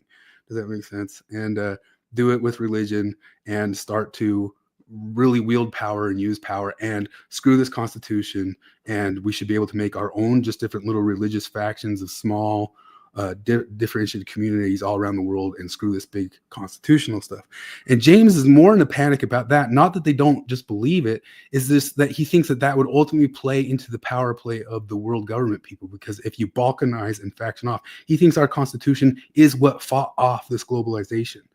And if we get rid of it because ostensibly we want our small religious communities, that's way more conquerable by that huge other side faction, if that makes any sense. Well, there's Steve Pinecker's guy that he had on right there. And these guys talking about pathological Christianity, about accepting everybody. I mean, there's a lot of that's one of the guys on Twitter. They usually kind of have like some sort of Rome avatar or sort of deal. And a lot of them are crazy smart people. And then there's a weird faction of it that is completely pagan, Bronze Age pervert. He's got a book that he put out there, and a lot of it is, just tribal. It's tribal. It's stick to your tribes again, and tribalism is good. And you can't do the HB1 visas of these Indians because those Indians are more tribal than you are tribal, and they will start hiring up all their own people, and it's happened a million times over type stuff. And so their argument is almost a little bit like the left in that sense that James was right, that is like, yes, see the races again, and yes, be your families and your clans and your tribes and all that sorts of deal. So, but they're not idiots. They're not stupid. And reading all those different people would make you smarter for sure. Or more aware of how power works and that sort of stuff. Which brings us to one of our autistics here of the week. I think there's all sorts of autism out there, but that brings us to, not that one. Elon Musk. This was the Yarvin on New York Times podcast thing. And one of the things that was funny about this, if you see in one of the comments that I pulled up here, is this Yarvin argues for a country that's kind of run like a company, like a Silicon Valley company has a CEO. No good company doesn't have like a great CEO, and your government should be run the same way. So that's why he's for monarchy. It should be a bunch of just different little, basically companies and corporations, and that one person should have all power, because Hans Hermann Hoppe talks about you should align your power with somebody who has all power, and then that person who is like the owner of your house, somebody who owns a house will take care better of the house than somebody who rents the house. Isn't that feudalism? Yeah, well, isn't that what that's called? Shut up. It works because the owner of the feudal, what do they call them, the feudal people, is more caring. Like that's one of his big arguments is you don't understand medieval times and how they were better. They were better because a lord cared about his land, whereas the managerial renting class, cosmopolitan class, will sell off your land to a higher bidder like China or something like that. So Walmart should stop calling them associates and start calling them serfs. Yeah, and it's illegal for them to quit. It's illegal for you to quit your job at Walmart. That's what they're advocating for. I have even had James Lindsay interact with me online because I don't like the term woke for it, but woke does work. But they do the thing of saying you need to become woke to how power works. So they have like this whole thing of like you got to get red pilled and like sort of you got to become aware and awake of all these different types of things, and then also that yes, almost kind of like in the same way that the left started arguing for all of these like just different tribal and race things, that yes, and you should just also do it for your own tribe. And I said long ago when I first started talking about them, the lotus eaters totally lean this way, especially that young guy, I forget his name, he's really buys into them. But Carl Benjamin started going, this academic agent is one of the big persons. I have some of his books over there, and he's really good. And they talk a lot about Spengler. I brought up Spengler and these types of things on Jacob Hansen's channel and all that sorts of stuff. But one of the things that they talk about is becoming aware of how power works and becoming woke to it, and then realizing that you've got to stick to your clans and create like your separate communities and all that sort of stuff. And but I don't like the term woke. I like calling it trad, like postmodern traditionalism, because they will also draw on the writings of people like Theodor Adorno, who wrote The Dialectic of the Enlightenment, who talks about how we are getting kind of baked in our slop. That's why Sargon of Akkad talks about the slop and all that sorts of stuff, that you get happy with your slop. The Marcuse argument, which is these dang people like their capitalism too much, and they'll never become revolutionaries because they like their slop, they like their prints, they like their 90s Fresh Prince, they like their gadgets, they like their Nintendos and all that sorts of stuff, and for all that sort of things they'll never be revolutionaries. Well, the right also says that you will never come back to your religious coming to Christ as long as you have your 90s slop, as long as you have your games, as long as you have your toys, as long as you have your things, you will never revolutionize. So they borrow from those leftist dialectic of the Enlightenment. That's what the dialectic of the Enlightenment is we can't have our revolution because people are getting too happy with this capitalism and the slop. But the slop is fake. It's fake that you love it. It's fake that Flip has his cat in his video game, and if he's happy at all, he's living in a false consciousness. Oh, it sounds a little bit like Marxism. And they'll draw on Marxism, that sort of stuff from that, because he doesn't realize. And it's so cool.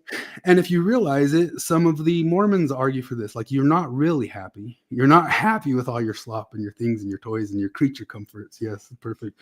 Croissant Boucher. So to revolutionize, either for the left, for the revolution of Marx, or the religious Christian revolution, we got to give up our slop, move past this liberalism, which is what really dissects everything. You know, what really deracinates us from everything is modern liberalism. And those arguments are worth considering. They really are. It's worth stopping and thinking, like, so one of the things that's huge out of Marxism that both sides like is the concept of alienation. And what's the other term of alienation? There's a reification and alienation, which is you are what your job is.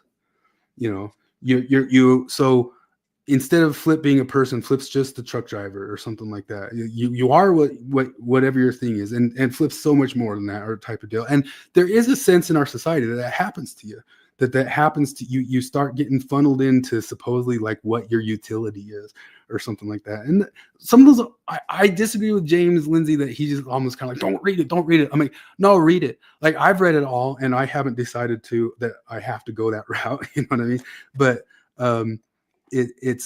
I do not think that we need to be that tribal. I do think we need to be a little bit tribal. Like, don't be an oikophobe. Love. That one of the huge things why we argue for this stuff is you don't need to hate the Mormonism you grew up with. It's part of what got you here, and it's part of what the people got you. It's part of what created your society and all that sorts of stuff. But love your family. Most of my stuff, like people will talk about, maybe we'll get to like Church of Korihor stuff because they're talking all about homelessness, and that came up with the RFM thing and all that sorts of stuff. But one of the huge things, like there was a study recently that leftists care about things farther away from them far more than they care about things close to them. Like they care about objects and people and somebody who's starving on the other side of the world more than they care about their little sister who's struggling. Save the rainforest. Yeah. So me, like if I had like a ton of extra money, like Elon Musk money, the first thing I would start doing is I would see how Flip's doing. You know what I mean? I wouldn't go like march out to the world and say, is the guy in Uganda got you know, whatever. I would do it to my community. And so I would think about that like a little bit. And that kind of just more leans on the Nassim Taleb idea of I'm a communist with my family, a socialist with my friends, I'm a socialist with my band. Like my band doesn't have like a clear leader, and I've always been that way with bands type stuff. You know, but as it moves out, I become more and more libertarian. You know, it gets to like the country level or the world level, and I become like full freaking anarchist. Like we're not going to be part of your world order or something like that. That's one of those things where like I was listening to Alex Lifeson talking about Rush. They talked about like way early on, like when they first started having just a little taste of success, they got together and they made a deal that like, okay, from here on out, it's third, and third. We're not parsing out who contributed what to songs. We're not doing that thing, you know. And you kind of wonder, like, if the Beatles had just started out going, okay, everybody gets a quarter, like they might have gone on forever. But it was the whole thing where it's like, well, you know, Lennon-McCartney is a partnership, and then George is his own thing, and then Ringo's his own thing, you know. And it's like, yeah, like the bands that just say like, okay, no, we're all, it's all or nothing. My favorite bands, all my favorite bands are bands that if one of the members left, it wouldn't be the same. Yeah. Those are my favorite bands for sure. Try the world order, you'll like it, says Risto. Joy says woke right is pro-tribal in the sense that they think in only certain creatures and hence racism suitable for governance. No, so I am and that's where one of the main people they'll talk about is Evola. And Evola, I joke about, he's the guy who says real fascism's never been tried. one of the things that they say is they're basically socialists, but hierarchical socialists. So it's, yes, back to distributism and distributing out the money, but we must have kings and we must have bosses and we must have, everybody makes the same money, but somebody's going to be, some stupid person's going to be the fruit picker and somebody's going to be the boss. Star Trek. Like that's the thing that always bugged me about Star Trek, where it's like, why would anybody pursue a career in Starfleet? You know, like when there's no money. All there is personal prestige. Where it's like, okay, that doesn't make sense. It breaks down in your brain. Yeah. So I mean, that's how they argue for their socialism. But anyway, we got our autistic hero of the week, Elon Musk, right here. The first thing that was going on this week before the big thing is a bunch of people pointed out that he's lying about his video game superstardom. He claims to be the top #1 player in Diablo in the world. Wait, what? No. Yeah, he's claimed that for a while. I think on Joe Rogan and some other different places. No. Well, some people looked into it and saw it, and it looks like he's probably paying somebody because obviously the best players of these games in the world were they playing stuff in when does he have the time? That game is a treadmill time sink. There's going to be some autistic Korean kid on there 24 hours a day. And we know Elon Musk can't be. He runs 3-4 companies and now is part of those and now is those sorts of thing. I'm sure he's okay at it or something. But a bunch of people kind of pointed out that he's got to be paying somebody who's on there all the time, giving him that top ranking in that game. And maybe if he sits down and plays it, he's okay. But he's using a way out overpowered thing that got powered up by somebody else who he's paying to be on that stuff. And he threw a huge tantrum about it. Like he got really mad about it, that people were pointing that out.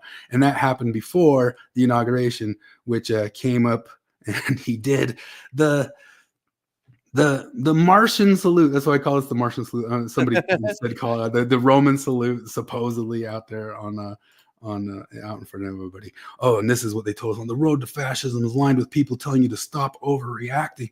Because I obviously told a bunch of people to stop overreacting. Here it is, folks. If you got autism, you got 3 ways to go. You can either go, you can go full 4chan. You can like tanks and trains and World War II stuff, or I guess you can go become the Man, legitimate. I took the middle path. Yeah, I think I sorted did too. Although maybe it's like a little bit. I don't know. And not They, anywhere need but to that. put they just need to put a dumbbell in there, and that'll be you. Yeah. There, people started making memes of him doing the fist thing, the Sound of Music, that sorts of stuff. They started putting the stuff out like, no, Elon, not here. And then, of course, the ADL came out and said, no, he didn't do the Roman salute. And then they Or pointed even out a Nazi there. salute or anything else. Yeah. And I just saw another video of this just recently. I might have saved it somewhere, but it's not on here. The manual. So a bunch of people said, but he did the heart thing and then did the handout like that. Well, Macron does that. Macron does that a lot, and because they're pissed at the Borg. Yeah, Taylor Swift did it. Taylor Swift did. I mean, I've got all that stuff coming. Oh my goodness, what's all this Jewish stuff with Elon? That can't be. I mean, he's a Nazi. Calls Elon Nazi for being a supporter of Israel. It says bring them home, and there he is with the yarmulke and doing all sorts of stuff and going and supporting people who are trying to get back the hostages because he's a Nazi. It's only bad when Elon Musk does it, and of course, everybody ever has done the same thing with their hands when they're out speaking. I wonder if I would do it if I was out there speaking enough. Like sooner or later, you kind of feel like I don't know, but yeah. I swear I've seen everybody at a million concerts when they're doing the crowd sing along thing. They put their hands out. Yeah. Oh, Nazis. JFRPA says the modern prohibition on any salute where the right arm is stiffened up to roughly 25 degrees up due to its association with early 20th century politics must be abolished. It is not good for the human mind to have arbitrary restrictions on our perceived mechanical freedom and our ability to point to the stars. I would go as far as claiming that the prohibition of the salute in polite society could keep us off Mars forever through subtle inhibition of our ability to think bodily and point to the planet Mars. Time to move on from the post-World War II mindset. I hereby declare the salute, the Martian salute, for those who can dream only. If Trump isn't Hitler, then I'm a moron. Well, yeah. And they put out like this X thing doing the salute on the X meme. Some books. Everyone I Don't Like is Hitler. The Emotional Child's Guide to Political Discussion. Everyone I Don't Like is Hitler. You merely adopted your disability from a vaccine. I was born retarded. There's him doing a salute up there, and somebody in the crowd like, look, he's doing a Nazi salute. And then they realize that their arms up in the same thing. And here's Elon already reposting the Babylon Bee saying, liberals briefly pause, chanting death to Israel to call Elon Musk a Nazi. I cannot stress, and it bears repeating, that the most anti-Semitic place on the internet right now is the comment section of NPR on every article they do about Israel. No.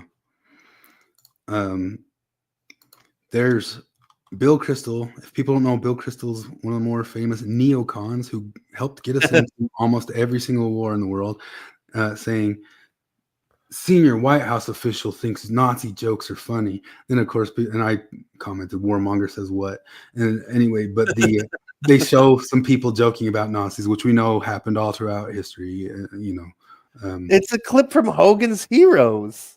Yeah, but I mean, we have all the stuff back in the day of what's the one with the guy from Monty Python who had that one episode censored because he marched. Oh yeah, the Faulty Towers. Don't mention the war. But there's Elon saying, don't say Hess to Nazi accusations. Some people will Goebbels down anything.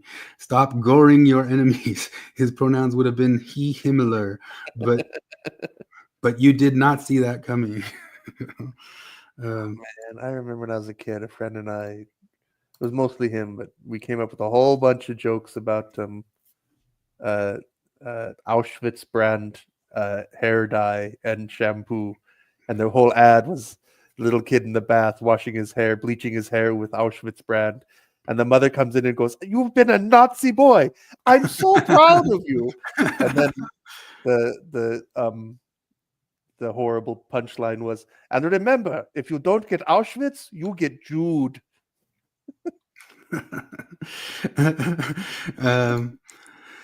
Does this mean Swifties are Hitler Youth? Because there she is holding up the thing. And then I'm saying, imagine going to sleep every night knowing you could cure world hunger and global homelessness and still have more money than you could ever spend, and yet you actively choose not to. And then somebody saying, I'd rather entrust space travel to a guy who doesn't do a Nazi salute. And this is Dave Green, the distributor. So I mentioned, they're going, a lot of people don't realize that space travel Werner was, von Braun. Anybody? you know, Operation Paperclip. you don't need this. What's this guy's name? I already forgot his name. Anyway, remember, context is everything. And they started showing Hitler loving white nationalists, Nick Fuentes on Elon Musk Salute. That was straight up like Sieg Heil, like loving Hitler energy. But then other people, of course, pointed out Nick Fuentes has been very anti-Trump the whole way through. These executive orders suck. We didn't vote for Trump. I'm trying to get GOP voters to hold their vote from Trump. Watch me. But context is everything. How much sway does that? I really wonder. Like, how big is that guy's movie? How many? It's so weird to me. I don't get how it happens. But I mean, how many followers are actually people that like buy into his ideology, and how many of them are just hate followers? I'm sure some are hate followers. I know that the time frame when they would kind of go around and maybe like show up at a Matt Walsh speech or something, and Michael Knowles' speech, and be there like all asking them like, why do we send so much money to Israel or something like that, would have attracted a bunch of young guys a little bit, maybe, you know. Yeah. But I don't know who really goes crazy following him. But let me load up another one, because that file was too big for number 2. Here it is. I'm loading up a second thing. Riso says life is beautiful is problematic, and Troy says we've already been to Mars. It is entirely populated by robots. Troy preparing us for the transhuman future. You got to go watch World Radio and Kwaku freaking out about the robots and the chips and all that stuff, and all the World Radio guys listening to Kwaku talk about all that stuff. And I think they don't know what to do with them really now at this point. But what you can do. Let's jump while this other thing's loading up here. I guess I jump to this subject, the homelessness. So wait, was it, you say RFM? Did they actually? Yeah, we'll watch the clip right here. Wow. So he's come out and explained why it's actually sometimes okay. The Widow's Mite guy was on, and he wanted to get into misconceptions about people saying that the church could cure homelessness. You know, I think that they started off with a phrase that's easily understood to to mean something different. It was not supposed to jump back right there. Here we go. There's another misconception for you, Spencer, that the LDS Church could end world hunger. So this is for all of the critics, if there are anybody still watching. I think that this happens a lot, right? On Facebook or whatever. It's like the church could end world hunger tomorrow if it wanted to, but it chooses not to. And the truth is that based on every estimate that I've seen and that the Widow's Mite team has tried to aggregate, the church does not have enough money to end world hunger. What? And if it did have enough money, there would still be immense geopolitical barriers getting that money and getting the infrastructure required to then make that happen. It's a whole different cost as well. And so the statistics suggest there are different estimates, but it would require something like 125 billion per year, or in one recent study claimed that it would take 33 billion per year invested in global self-help programs over the period of multiple, like tens and tens of years. So it's just, It's not close. Okay, so but they could do more. So, for example, we know that the estimates are that around 1 in 10 people in the world go hungry every day. So that's the immensity of the issue. 800 million people going hungry every single day. And so what the church could do is they could feed roughly, what was the number here? I think that it was 30 million per day, every day into perpetuity. It could feed 30 million people with just the 4.25% being pulled out. So that is a lot, but I don't think that the statistics suggest in any way, shape, or form that the church could end world hunger. No, but how? How even that? Like even that? How? Yeah, he has actual numbers there. It's like it would take 33 billion, I think, like a month or something like that to even feed who they could possibly feed out there. 125 billion for 1 year, and that's about as much as they supposedly have, although people keep jumping up. It seems like every other month it jumps another 100 billion or something like that, which maybe that's how that wealth grows right now. I don't know. But no, even their best estimates, they could feed those people for a year, but that does not address the problem. And these guys never address the problem that just giving people food doesn't cure homelessness and hunger. It will create more. There will be new margins. This is one of the concepts of the Bible I didn't get when I was young, and I think I get it now. You will always have them with you. If you feed more people, there will be more people, and a new fringe of people outside of the resources will exist. You can't not have the unfed people until we have that Star Trek machine that makes food for free.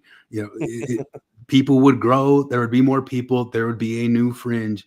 No matter what, this is the dialectic of the Enlightenment, the capitalism. Because more people live, because more people are born, because there's more out there, there's always going to be a fringe. And if you start feeding more of them, more will get born, and there will be a new fringe.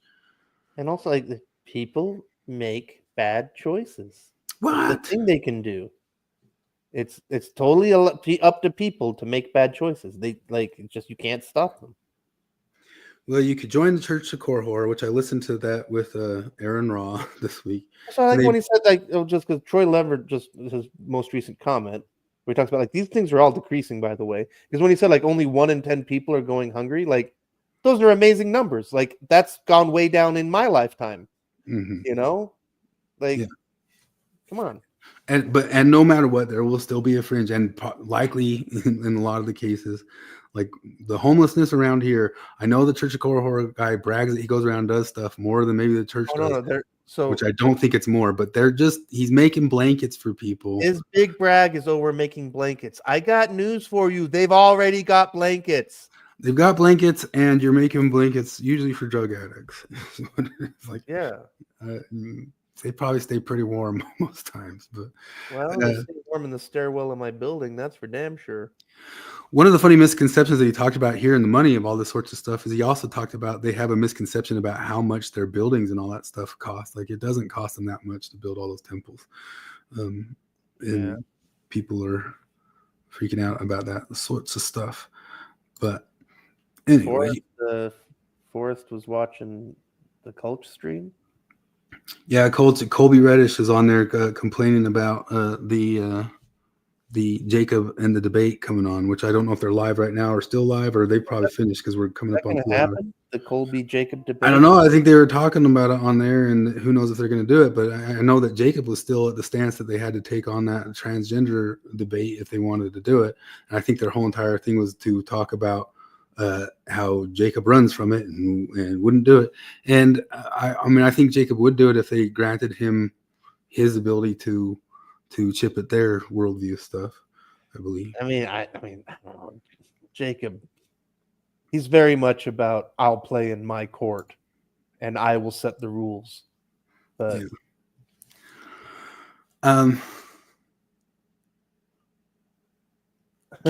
Kate Kelly was happy and bragging about and saying that the Equal Rights Amendment passed because she's been arguing on that for years, or a backer of it or something like that.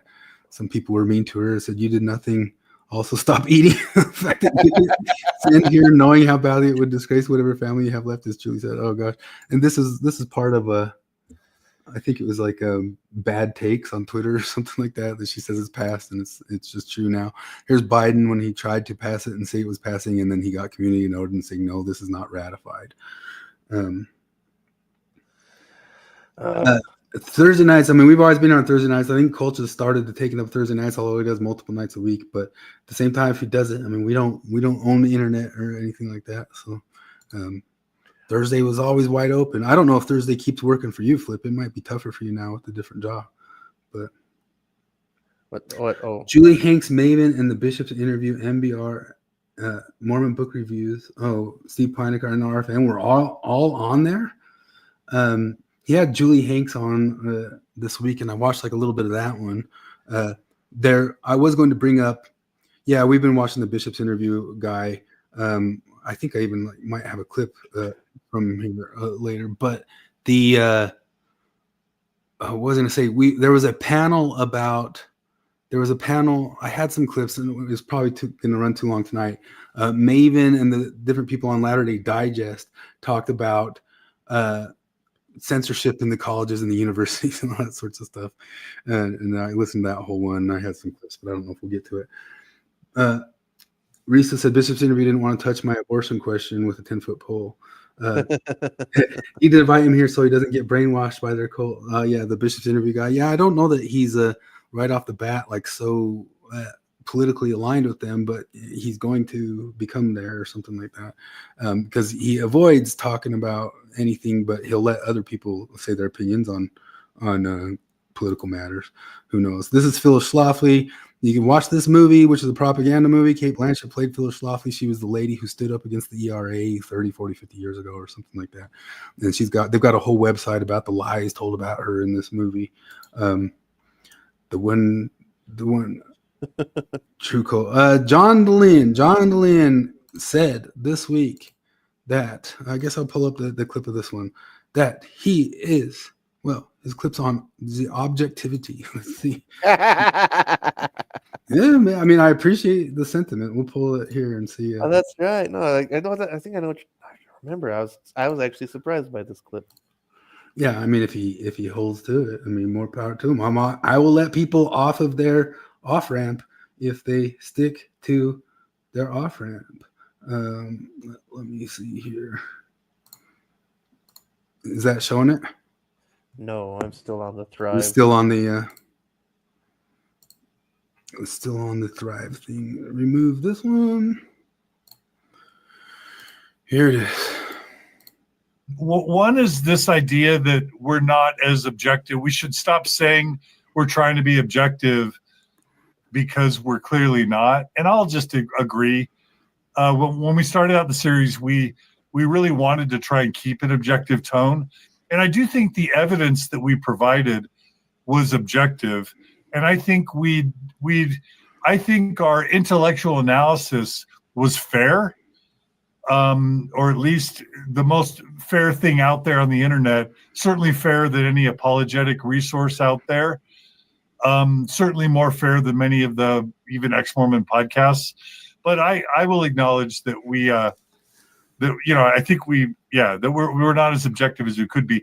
I will defend us though and just say the LDS discussion series is probably the most fair and balanced analysis of Mormon church truth claims in a series for a podcast on the internet. But also, I don't know about that last claim. I think it's just like full bias. The thing is, I agree with some of their biases on like a lot of that stuff when it comes to truth claims. But it's still a bias. It's still their angle on it. But I don't know. I appreciate the sentiment that just admitting that you have a huge, like, stop saying that you're super neutral on all these sorts of things. Yeah. Now, if you just admit that he's political, that would be the real big step. Oh, goodness. I have some slides on that one. But first, just real quick, I wanted to share this as well because I've been telling people this for school with. We're not. They have seen my mom dressed in full pine. Is that it, Lindsay? Yep. These two went to Murray High School, which is where I went. Lindsay grew up a couple houses down from me, and I've told everybody that I used to go to Mutual to play basketball, and we'd get sideswiped by her mom to have to listen to an hour and a half long, what do you call those, like single act plays, or like act of one person one-man plays of show. Emma Smith or something like that, and we thought we were going to play basketball. Instead, we sat there and listened to. We're not. They have seen my mom dressed in full pioneer garb with me, at the school, teaching everyone how to churn butter or to talk about the hand carts. My mom was a public historian, and she did that our whole life. We would go around and tell the history of our ancestors. My grandma. When boys were expecting to play basketball. Out of nowhere. But I brought that up before. I just thought it was funny to hear her talk about it and bring it up.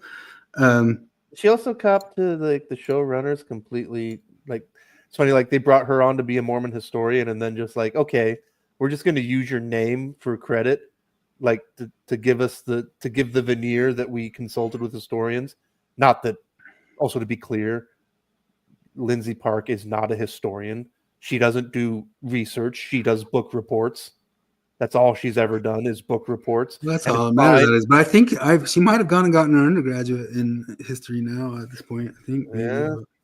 Maybe, but yeah, like they just two-faced of them. Like, hey, we're gonna have a Mormon historian consult on our show, and we're gonna just ignore all of the history and make the show we were gonna make anyway. Well, that interview with Jimmy Rex was pretty good because I think she admitted to all like the liberties that they were taking with it, and that the showrunner had to do it for these different reasons and stuff, and then said what the real actual history was. It's a pretty good episode with Jimmy Rex there. But Jacosopho says went to Murray High for first time recently in high school. Yeah, that school got built like the year or two after I was there. They tore it down and built a new one. I don't know that place. 1, 2, 3. Neil, so the credentials don't give permission to know things. Speaking on the politics stuff, this is just more like ex-Mormon channels all over the Facebook that will ban you if you say anything conservative on it, but they have these posts all there. I can't wait for February. Food, gas, and housing will be free.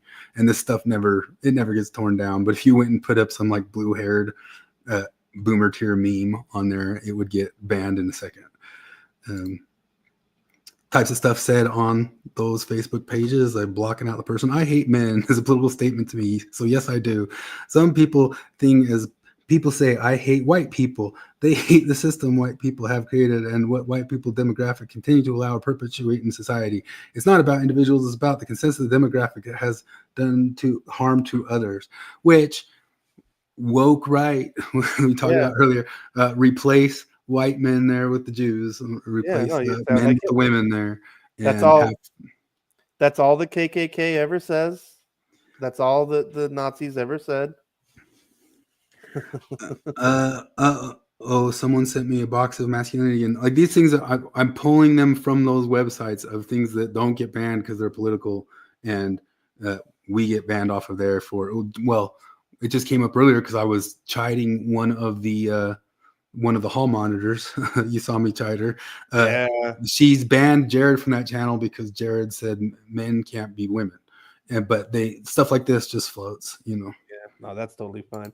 I bet you that the person that banned Jared probably heart emoji'd that. Yeah, nice. I'm sure. This is Flip's old coin. Heads I win, tails I lose. I was gonna pull up a clip of this. I just thought it was funny that Zelf on the Shelf said Americans think kids are theirs or something. Yeah, it's an American thing that people in America think that their children are theirs. Yeah, let me see if I find that one. That's one of those things where, oh my God. What planet does she live on?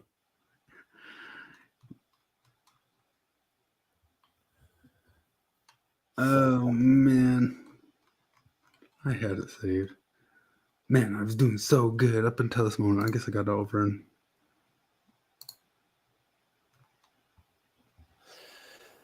Oh.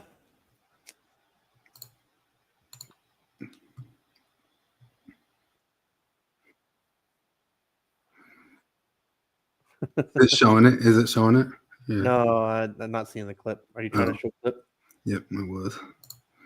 You need to fly Jonathan to Utah to help you set up your. I'm going to get a computer and 2 screens, so I stopped doing that. I was out shopping for some. I just haven't decided on when. He came from. Americans' views typically on parenting and children is kind of that like kids are the property of the parent.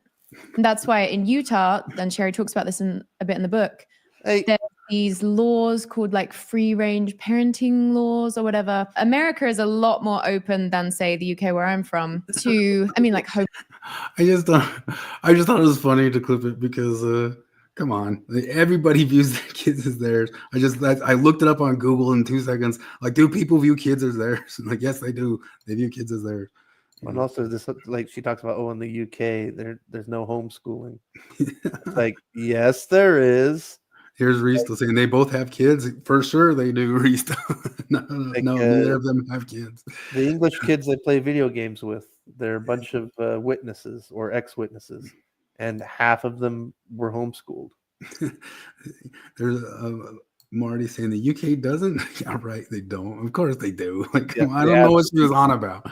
You know, liberals. They keep using liberals. I wish they would use liberals, but we should stand up for oppressed minorities, women of color, protecting them from harassment by arming the homeless and murdering landlords. Drops off a cliff.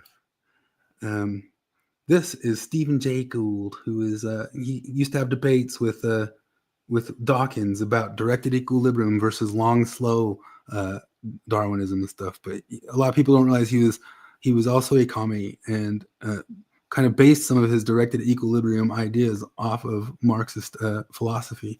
But he says, I am somehow less interested in the weight and convolutions of Einstein's brain than in the near certainty that people of equal talent have lived and died in cotton fields and sweatshops. I mean, see, that's one of those things where it's like, it hasn't everybody had that thought?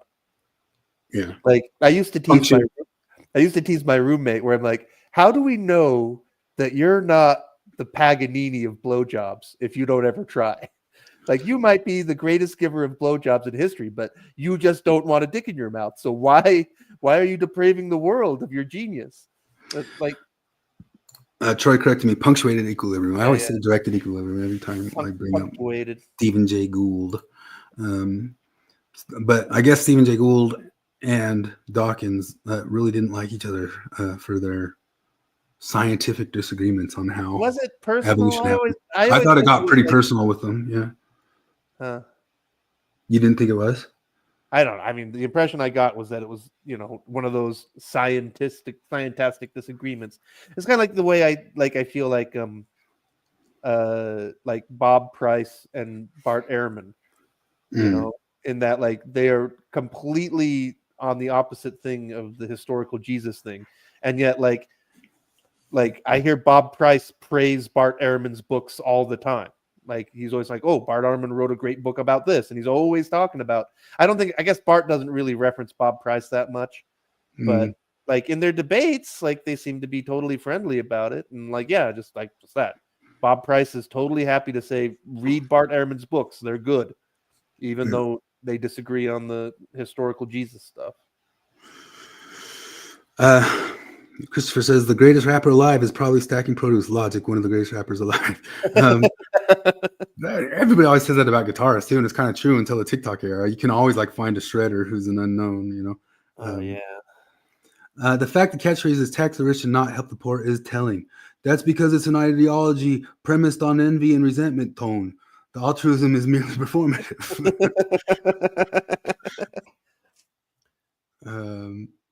Let's see here. Oh, that's too small for the screen. But I can't. Stephen Hicks made a great little thing about communism didn't work. So how can it lead to let's try it again, let's try it again, let's try it again, let's try it again type stuff.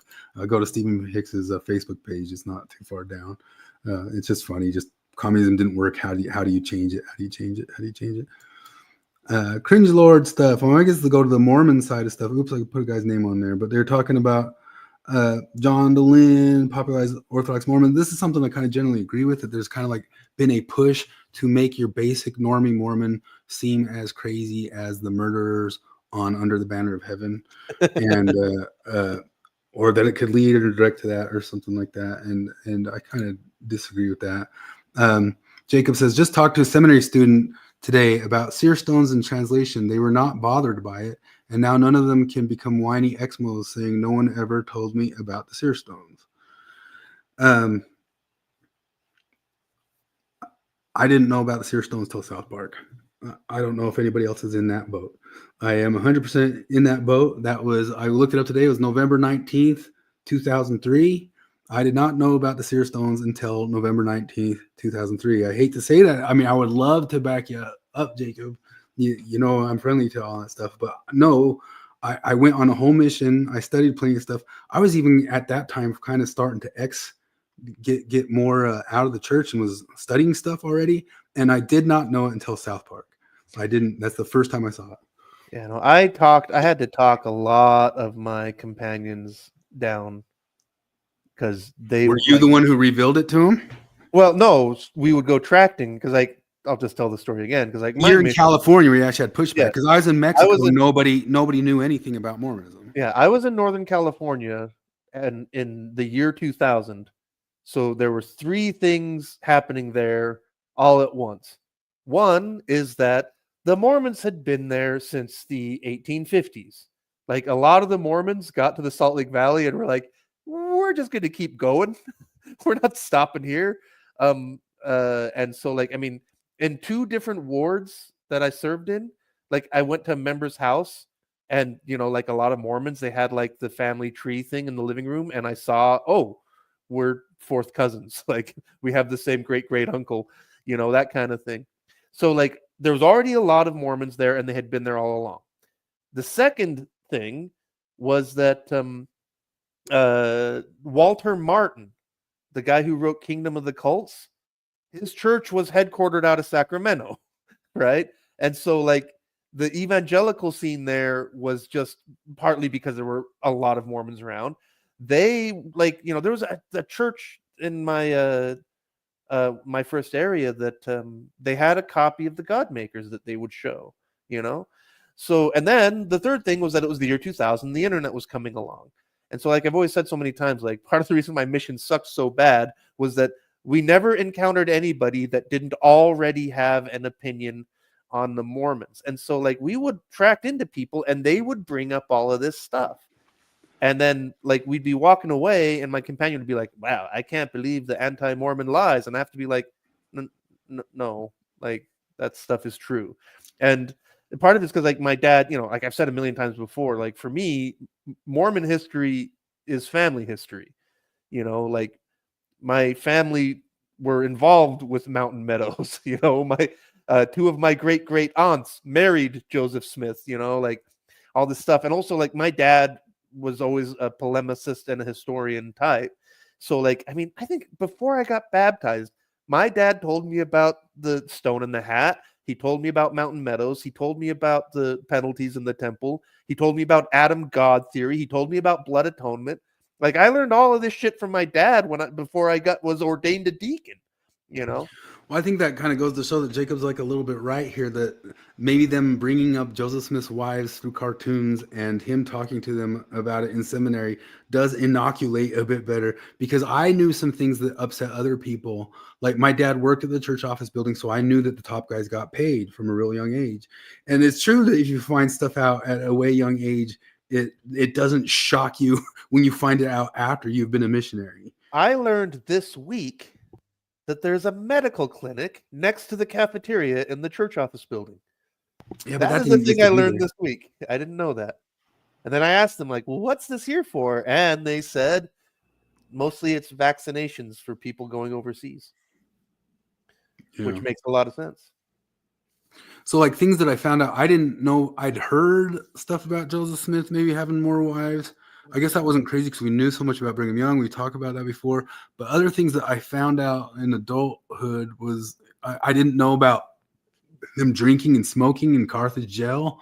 That one. The other thing my dad mentioned was that until the early 20th century, Mormons smoked and drank. Like, that was another thing my dad told me about. Well, partly it's because I was reading my great-great-grandpa's diary. And, like, I was like, I'll never forget, because, like, I was an 8 or 9-year-old, and, like, part of his biography has segments of his diary, and one of them was his packing list for crossing the plains. And, like, in it is, like, 5 pounds coffee, 6 boxes cigars. And I was like, I asked my dad about it, like, oh, and he's like, yeah.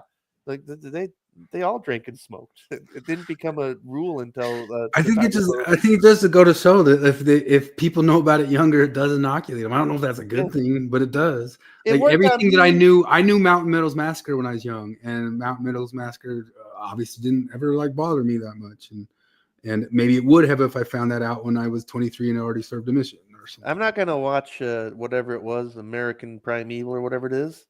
But do they name any of the guys? Or do they? Yeah, like Hicks and Do they name my boy Nephi Johnson? He was. I doubt he might be. They do drop a lot of real names. I mean, it's got. He was a lieutenant in the Nauvoo Legion, and he testified at the trials of John D. Lee and stuff. Well, that was the other thing. I know I told the story before, but that was another thing I encountered on my mission in Northern California. In one of my wards, we went over to have dinner with brother and sister Lee and their family, who were direct descendants of John D. Lee. And I talked to like the son, he was like 35, 40 years old at the time, whatever, he was older than us. But I remember him talking about and they were active Mormons. They paid their tithing. They went to church. They were active Mormons. But they were still pissed off. Like they had a chip on their shoulder that the church to this day continues to throw John D. Lee under the bus for Mountain Meadows, right?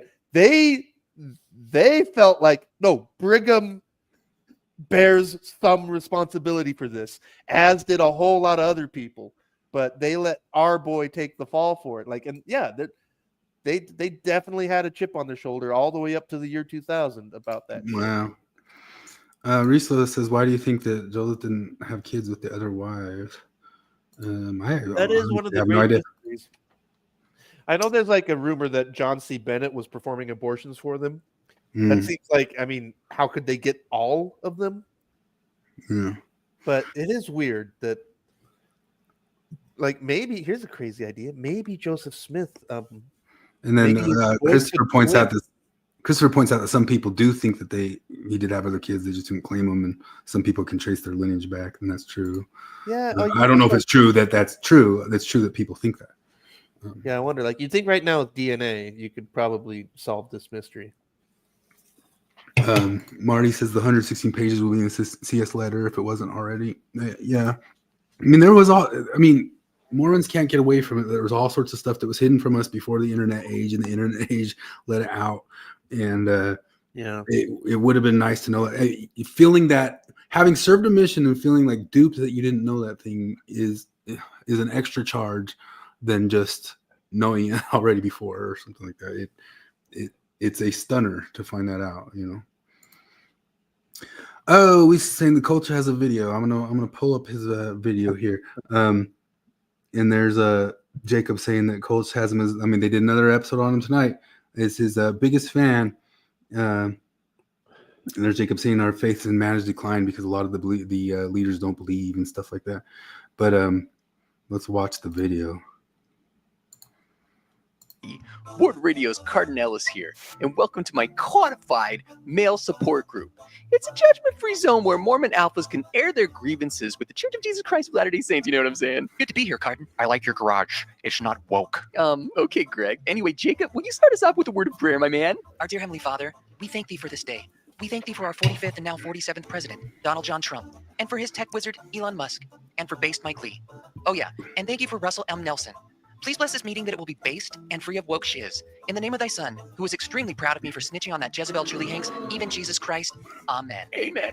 All right, my guys. Remember, this is a safe space to share what's bugging you about God's one true church. I'll go first. Church leaders are like a bunch of boomers and have no clue what they're doing. Their social media presence sucks, and Young Men's is a joke. The presidency run their organizations like a bunch of freaking girls. I gotta say, he's making fun of it, but that's one of the things that warmed me up for the first time back to some apologists, that they suddenly dared to say anything critical, because in 2003, back when I found out about things, no one would say anything critical about.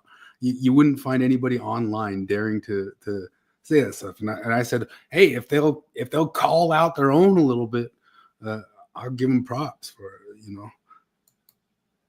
They do better handing the reins over to somebody like me, a codified Gen Xer who knows how to deal with the internet woke skulls. So true. But I sustain the brethren. We sustain the brethren. All right, Jacob, my man, you're That is pretty funny though. Like they make sure that they say that as soon as they dunk on him anytime. But next. Okay, I'm just going to say it. The church is way too nice to gay and trans people, and it has to stop. The first presidency authorized a man in Arizona to be baptized and put on the church rolls as a woman. I mean, come on. That's a man. And that man can use the ladies' bathroom. Sure, I get to be a bathroom policeman now, which is pretty cool. But no, that's wrong. And the leaders are wrong. And if they continue to be accepting of the people that I don't like, I will advocate against the church. I will advocate against them with every fiber of my being. Jacob? Oh, yeah. But I sustain the brethren. We sustain the that's pretty accurate. But I actually also kind of I like that they have those principles. Like I think that's one of their better principles, that they would stand against the brethren if the brethren went off the rails on that stuff. Brethren. Wow. Well, off the rails according to them. To follow Jacob, but I'll do my best. This airing of grievances is brought to you by Go and Do Travel, where you can pay to travel around with me, Greg, and I get a commission. Anyway, the Lord's University has gone woke. It's filled with queer theory-loving professors, poisoning the minds of the student body with love and acceptance. And it's all the leaders. That's something I'm gonna. That's some Mott and Bailey right there. That's something I'm gonna pick on you here for a minute. That is a very Motty Mott. Because if you think queer theory is about love and acceptance, Mormonism is just about family, dude. Oh yeah, totally. That's all. About family, and that it's wrong to steal. Like, what are you against families, and are you pro stealing? Yeah. So one of my big issues. I mean, this only has like a couple minutes more. Funny stuff in it. There's some funny stuff in it. The stuff where they suddenly, but we sustain the brethren. Yeah, no, there's a couple of good. There's a couple of genuinely good gags in there. But I give it a C-. One of the ways I ended up on Quick's channel and ended up on that Mormon side of anything is because, just like I was pulling up like all these books up earlier, and partially because I was forced into it in graduate school, and then I kept reading because I was just astonished by it, is that much like John Dehlin in that same series we pulled up earlier of Mormon discussions, but Mormon discussions, not Bill Real, they have their own Mormon discussions where they go in like truth claim stuff, where John Dehlin kind of dunks on the Mormons. And it used to be a dunk because they really didn't know or read their history or all that stuff. And it's still a dunk on some of them because a lot of them don't know. Any normie kind of doesn't know. My parents don't know a lot of the church history, and they're crazy smart and huge church people, but they don't know the church history, right? But the Mormons, ex-Mormons, have always been able to pull out a "ha, you haven't read your shit" type thing. Well, guess who has read the queer theory shit and you haven't? Quick's read it, you haven't. That's the thing that I took a ton of hell just speaking the honest truth on Facebook when Quick was getting dunked on in one of those ex-Mormon places and saying everything that Greg said in that video talking about queer theory was correct and you are all wrong. Like, you guys don't understand, like, even critical race theory. Critical race theory was against school segregation. They weren't for school segregation. They are against liberalism. And John Dehlin and these different people, and especially a lot of the people on the ex-Mormon side, although some of them become true. You said that backwards. They are pro-segregation. Yeah, they're pro-segregation. They do not want. How did I say it? You said it backwards. Yeah. Critical race theory is advocating for racial segregation. Thank you for correcting that. Derek Bell hated segregation. He's the founder and starter of critical race theory, and Quick was right about that, not wrong. Quick holds on to Martin Luther King. He's pro-segregation. I did it again. Yeah, Derek Bell wanted to keep the segregation, was angry at Brown versus Board of Education, and that's where critical race theory started.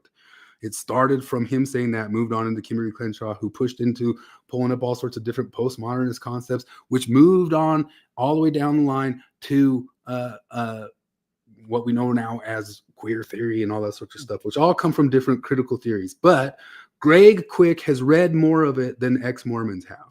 And they keep looking like dunces going in and telling him what's actually in there when he's read more. It's just like the same thing, like when an ex-Mormon says, there's nothing about the swords and the wives and none of that's happened. And like, yes, it is. Here it is in history.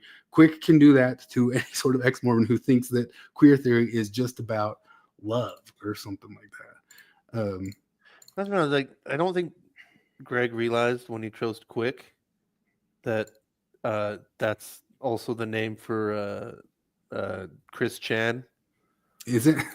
I doubt Greg was. He was up to speed on queer theory. He was not up to speed on Chris Chan. Yeah, like the Quickville Guardian, Quick, like that's his whole thing, is because his initials are CWC, and Chris Chan pronounces it Quick. Oh, And well, so, quick. That term "quick" is a Greek term. Oh, maybe Chris Chan is a secret genius. Yeah, quick in Greek. I didn't know that. Quick Greek meaning alive or agile life. The old English or something like quick is also the root word of quick, but yeah, and he pulled it for that. Like he's using it, like he's purposely referencing the old meaning of it. Anyway, this is Logan Lansing, a guy who's put out the book about the queering of the American child, which I recommend people read. But he also brings up somebody in this that our good boy Dan Maclellan always relies on when he goes in and debunks people's Bible belief using in laundered ideas from queer theorists. But Or gender theory, or let's see here. Is it showing it on the screen? I read and read and read until I found my. Is that super speed? Too fast. 1 or 5er. Self in a place that can only be described as hell. I ended up in hell. And then I wrote a book about what I found, co-authored by Dr. James Lindsay. So what did I find? This thing called radical gender ideology, or gender theory, or the transgender cult, whatever you call it, the schools call it inclusion, that thing, it has a technical name. And that technical name is queer theory. Queer theory. What is that? Queer theory is the doctrine of a religious cult. It is a religious cult doctrine that primarily targets children. Now, I have to get this part out of the way because this is a stumbling block and it can be confusing for people, but queer theory has essentially nothing to do with children who may happen to be gay or lesbian. It has nothing to do with children, being concerned for them and including them and making sure they're loved and they're not bullied and helping them develop normally and lead a long, healthy, prosperous, normal life. It has nothing to do with that. Why is that? Because queer theory feasts on destabilization. Revolutions require instability and destabilization to work. It's a precondition of revolution. So when kids who happen to be gay or lesbian, or adults who happen to be gay or lesbian, grow up and they fit in society and they're getting along just as any one of us is getting along, that saps that potential revolutionary energy, that political energy that person might otherwise have. That queer. Exactly like the dialectic of the Enlightenment stuff we were talking about earlier, which both the woke right and the woke left might use. We got to destabilize the people because we won't get our revolution unless we get some true believers out here. Theory can take advantage of and feed. It saps a soldier from them in their revolution. So when you read their literature, they couldn't be more clear. Queer theory is explicitly and rabidly hostile to the idea of someone who happens to be gay or lesbian fitting in and being prosperous in society and living a happy, healthy, normal life. He's not inventing that. It's in the literature. Yeah, no. Okay, I had to get that out of the way because that's a stumbling block for a lot of people because queer theory hides behind gays and lesbians to push its radical agenda. When you attack queer theory, they hold gays and lesbians in front of them and say, you're attacking them, you're attacking them. It's a wicked trick. So queer theory is not that. It's a religious cult. It seeks to answer fundamental questions about the nature of our reality, the nature of our world, the nature of man, what our nature is, what human nature is. It thinks it has the answer to those questions. And it also thinks it has the answers to what the purpose of our lives must be. Not what we should do with our lives, not what we could do with our lives, but what the purpose of our lives must be. Queer theory's central claim, our nature, the answer it thinks it has is that we are all queer. All of us, all of you, you're all queer for queer theory. Now, what does that mean? Queer theory is defined in their literature by a man named David Halperin in 1995 in a book. Memorize that name and try to hear it every single time Dan Maclellan brings it up. Dan Halperin. Called Saint Foucault, Towards a Gay Hagiography. And in that book, Halperin defines. That's why I pointed out many times that Maclellan is a Foucauldian. Defines queer in this way. He says, quote, and I can do this verbatim because I've had to say this a million times to show how crazy this all is and what queer means to them. He says, quote, unlike gay identity, as I was just saying, not about being gay or lesbian. Unlike gay identity, queer identity need not be grounded in any positive truth or in any stable reality. Queer is defined by. That's in the theory. What? So it exists? It's real? It's oppositional relation to the norm. It is by definition whatever is at odds with the normal, the legitimate, and the dominant. There is nothing in particular to which it necessarily refers. It is an identity without an essence. End quote. What does that commie gobbledygook mean? It's not about gays and lesbians, but it's also not rooted in any positive truth. Queer theory has nothing to do with the truth, nothing to do with objective truth. It has no positive vision for the world. It is a theory that is driven by pure critique. It is a purely negative theory. And it's not rooted in any stable reality. It is a destabilizing theory. It's rooted in instability. So it's not rooted in positive truth. It has nothing to do with the truth, the objective truth. And it's a completely destabilizing theory. Sounds great. Let's box it up and put it in schools and play with it with children, right? So that's what queer means. And queer theory's fundamental argument is you are all queer. I bet you didn't know that when you woke up this morning. What I just described, I bet you didn't know you were that. But why? Why didn't you know that? Queer theory says it's because you are possessed. You are possessed by the unholy social, cultural, and political soul of society.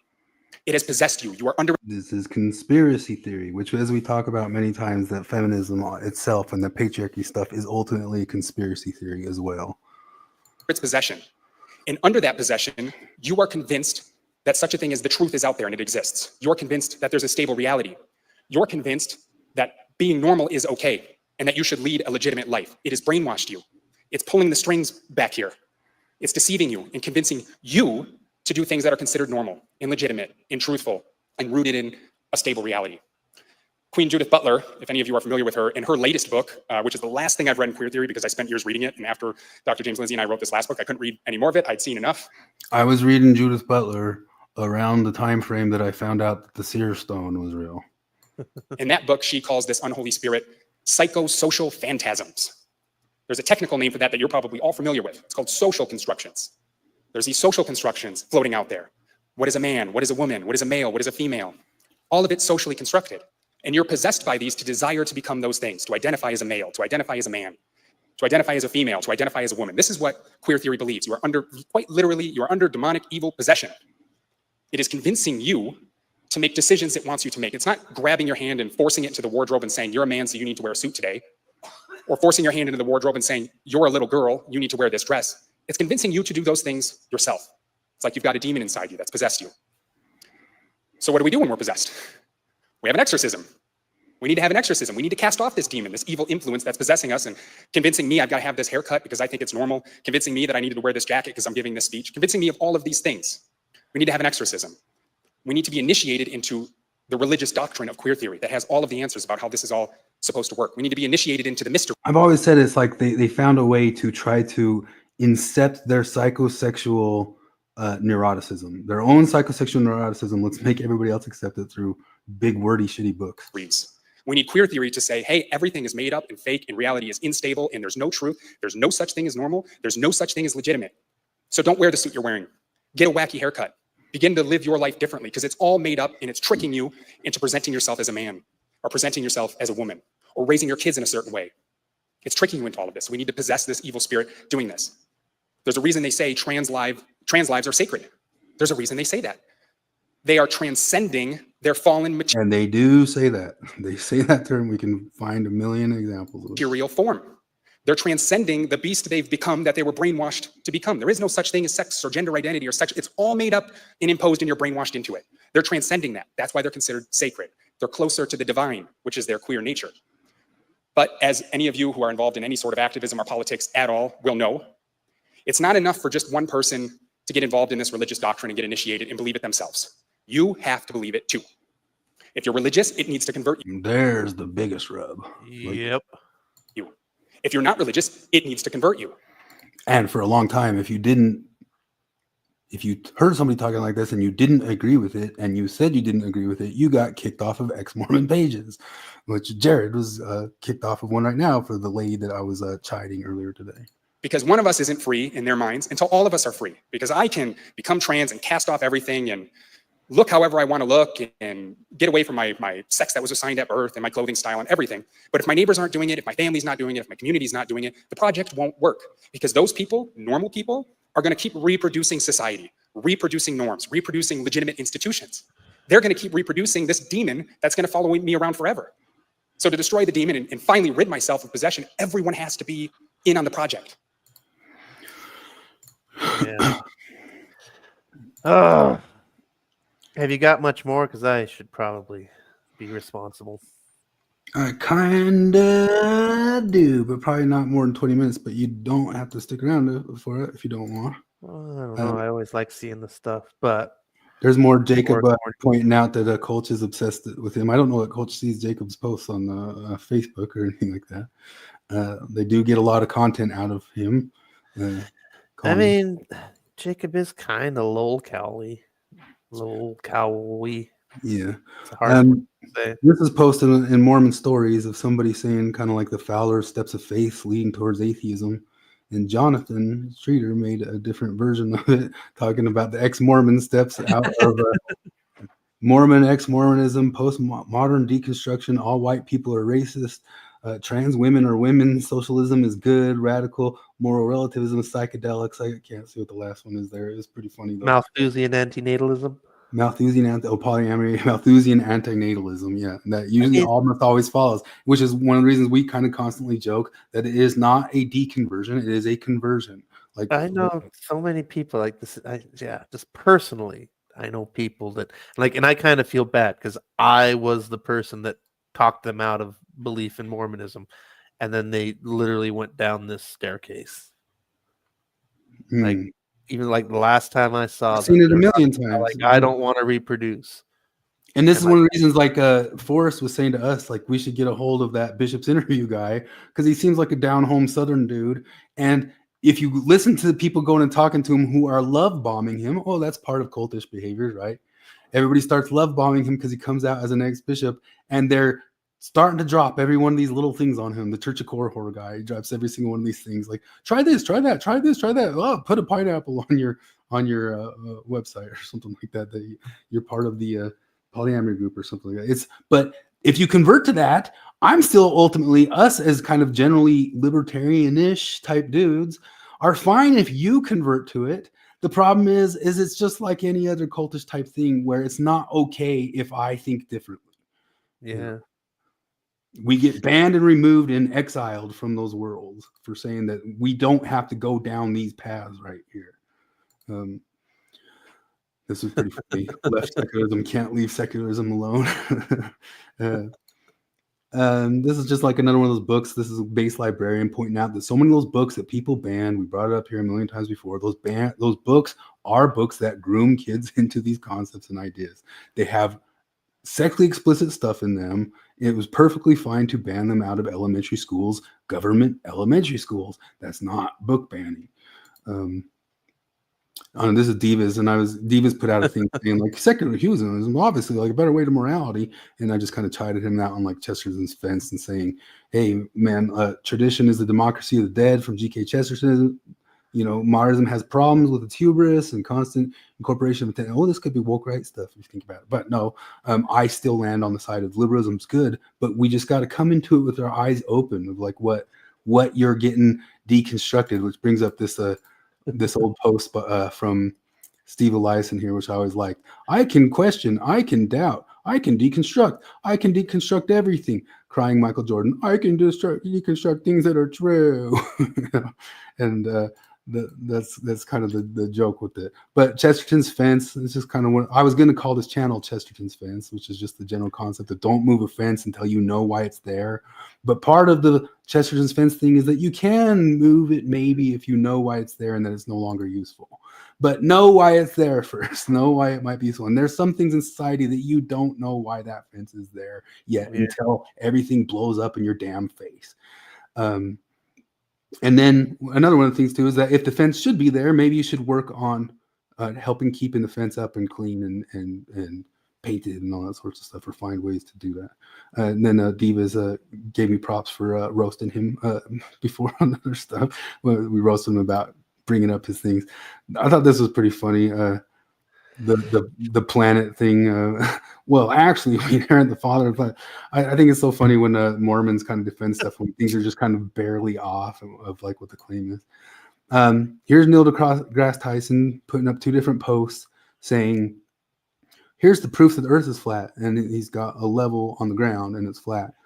And I comment on it, that looks like lived experience, Neil. That's a phenomenology thing that's used in queer theory. My lived experience is different than what the science is, and therefore I can claim it as true and valid. That's phenomenology. I brought up that point about flat Earth years before. I obviously think the Earth is round, but this is the phenomenology escape of stuff. Like, I can experience it as flat, so I can declare it's flat because of my experience. Well, that's the same claim that's coming out of queer theory. There he is. And science literally empowers you to know when someone else is full of shit. And so I say, so then I can know that you're full of shit, thinking that it's just socially constructed, that males and females are different in sports, and that only exists because of our thoughts and our thinky thoughts, and because of that prison that Judith Butler was talking about. That's only true because of Judith Butler's prison. That's what social constructionists think, and it's wrong. It's not. It's scientifically wrong. I don't know how else to say that to all the people buying into it. It is incorrect.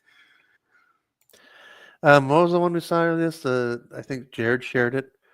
Somebody saying that I think I already mentioned today, but that it's wrong to say that a fetus is an unborn child.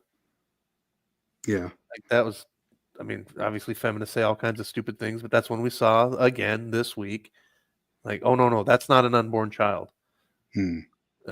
Yes, it is. Yeah. That was Julia. She had a video. I won't pull up the whole video for time's sake, but her whole video just talked about when she left the church. She was mad that the people told other people that she was leaving the church, and then she was also mad that they only contacted her once. Did you have this experience? Like, they're not true friends. They're not real friends. And so I just commented back to her, like, yeah, Mormons have stayed friends with me because I did my end of reaching out and being nice and polite to them as well. Like, yeah. It's a BPD, borderline personality thing, to say, I hate you, don't leave me. Why didn't nobody keep coming and deliver me cookies when I got very mad that they came the first time because I didn't want them to know I was leaving? And that's just such like an ex-Mormon thing. Like, they will be nice to you and get over it if you pull your part of still trying to maintain a relationship. This is one of the ideas, Benjamin Boy's pointing at it, but it's kind of like one of the deracinating ideas that comes out of those people of the dissident right, where it says, when a society embraces the I'm spiritual but not religious attitude, its shrines become indistinguishable from bus stops. And that's kind of just pointing at the way that you have to still nourish your fence. You have to keep the fence pretty if the fence is supposed to be there a little bit, because stuff can just get modernized and weird. But I've always had long criticism for the Mormon church as well, that they're so utilitarian. They themselves are so modern that they will turn their churches into cubicles. I guess they have pretty temples and all that stuff, but I think even inside the temples, they'll even kind of cubicleize them out. It's been one of our long critiques of the managerialism of the church, that being a modern church, they are more likely to deracinate beautiful things for what's useful, which is kind of a postmodern way of being. Yeah. Here's the ex-Mormons again saying, why don't they remove Brigham Young's name from the church because it turns out he's bad, got to cancel him and all that sort of stuff. And just like those lawsuits that came out right now, that all these people were defrauded by Mormonism and all that stuff, just kind of one of my deals is, because I became ex-Mormon doesn't mean that I need to go strip Mormons of their Mormonism. I never felt the need to have to do that to them or be a part of any of that. This just came up back to this stuff here. There's Bill and RFM and that stuff. I thought this was funny. A lot of people moved over to that new TikTok, and there's Chinese people all over it. And the Chinese people say, all white people stop, use Red Note. You bring pervert and slut behavior to Red Note. No good. Somebody answers, this is racist. The Chinese person, yes.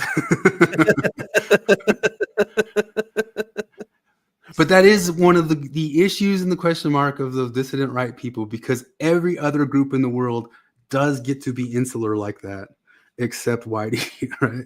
Like, maybe that's because that's our punishment because of the our punishment for World War II-ish stuff or whatever sort of thing. British Empire. Yeah, British Empire and all that sorts of deal. But it is just true that everybody else, maybe the idea is that the liberalism should deracinate them a little bit into not being so tribal, or that you should allow a little bit of in-group love from other groups too. Who knows? I don't know what the answer is of all that stuff. But this is what I was going to say earlier. The Lotus Eaters technically fall under that kind of woke right group. But I've always said that stuff makes a whole lot more sense when you get it from an Irish person like Keith Woods, or from the Lotus Eaters, who are the Lotus Eaters, who are English, because it makes where their nation was actually kind of built on an ethnos. Their nation wasn't necessarily like our nation that was built on an idea. And that's one of the things the woke right will argue against. Like, no, this nation was 100% a Christian nation, also built on the white ethnos and stuff. And that's the argument that they'll try to say. And then so many other people say, no, the idea was the main thing of this nation. And I don't know what you think about that. But Steve Pinecker wants to come on our show. He's in the chat. Steve, you are welcome to come on any old time. We thought that you might want to steer clear of it because we're a little salty and you're so sweet and neutral on stuff and that sort of deal. But we'd love to have you on any old time. At the same time, if you want to dodge it, we get it. You can come on when Jacob comes on with you, and we get to watch you fight. Well, Steve's much nicer to Jacob than you are. Steve would be there to moderate you with Jacob better than I do. But I think that's one of the curious question marks of the whole entire concept, of the whole entire thing. Which, if you look at the first time Jacob brought me on the channel, I was talking to him about something that's a debate between Sargon and Peter Boghossian, where they were asking this exact question. They are moral relativists in the sense of we should each have our own nation, and that nation should have its own religion and their own relative morality with their religion. And they argue for that. It's one of Alexander Dugin's, the guy who is the theorist who supposedly is Putin's big favorite dude, is they really believe in that moral relativism, that there should be many different places, and you should be able to freely choose which one you go to based off of what your religiosity is. But the people in England and Ireland have a little bit more of a gripe about, hey, why should the whole entire world of immigrants come here and change our country entirely? This is an English country. Whereas the US, we do have a little bit of that thing like, no, in ways where people are able to assimilate with the idea, if they come in numbers kind of slow enough that they don't create like the ideas we're a melting pot. And the dissident right will argue there is no melting pot. But Canada always said they're a mosaic, right? Many different little clans of people in one big country. Whereas the US says, no, we're a melting pot. You come in, you buy into the idea. You don't come in such big numbers, which is never held up, because all of my favorite movies, if you think about it, in New York is about the Irish versus the Italians and all that stuff, because they came in too big in numbers and they formed little clans of fighting people. But maybe over generations they got over it like a little bit here and there. And maybe the same thing would happen. People say liberalism is the thing that deracinates everything. Maybe the same thing would happen to Muslims. They say Muslims and Mormons who are having a bunch of kids, but they're facing the same pressures of liberalism that it changes people. It changes them into slop-loving Nintendo players. Steve, do you want them to change New York back to New Amsterdam? Is that going to be your thing? The Dutch settled this country first. Oh yeah, so it's a Dutch country. Yeah, so it should be a Dutch country. Yeah, but there's totally a part of me where I get the side of loving your kin, and then there's a total part of me that gets the idea of the liberalism that cuts through all that for a different idea, you know. And I don't have the answers for it. Like the thing I've brought up many times, like with the left and their ideas about colonization, and then their beliefs about things like women's rights. It's like, so okay, what exactly do you want to do about the Taliban? Do you want us to recolonize Afghanistan and enforce women's rights, or are we not going to colonize Afghanistan and going to have to just live with the fact that women in Afghanistan don't have rights? Pick your poison. What do you want to do? All of these things I think are worth discussing, and one of the things that made it impossible to discuss since maybe 1964 is just an epithet of screaming somebody's a racist for arguing something, or screaming somebody's a bigot or a religious bigot. Like, it's just got to be discussed. Like, we have to discuss it in our societies, you know what I mean? And back to the queer theory stuff and all that sorts of deal. Once again, as we say, queer theory does not want homosexual people to gain acceptance. Like, if they gain acceptance, that becomes a bad status quo to queer theory. They must then re-queer themselves. Like, queer theory, and a lot of people in the gay community have noticed this and have started arguing and complaining against it, not just to mention the medicalization of trans individuals, generally is something done on gay people. they aren't supposed to be integrated into society and become normal. Normal is bad. It is bad to normalize them according to queer theory.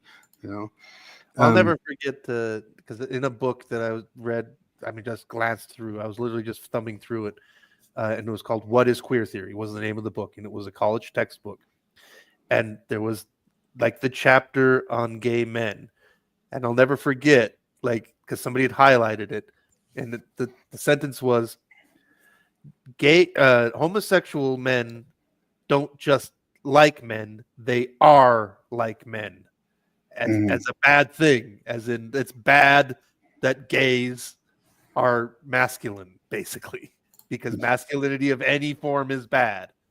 Like, yeah, it was really bad. Yeah, I mean, it all just becomes so difficult to sort out. But Forrest says that Dan was good on this Hex debate, and I agree with him.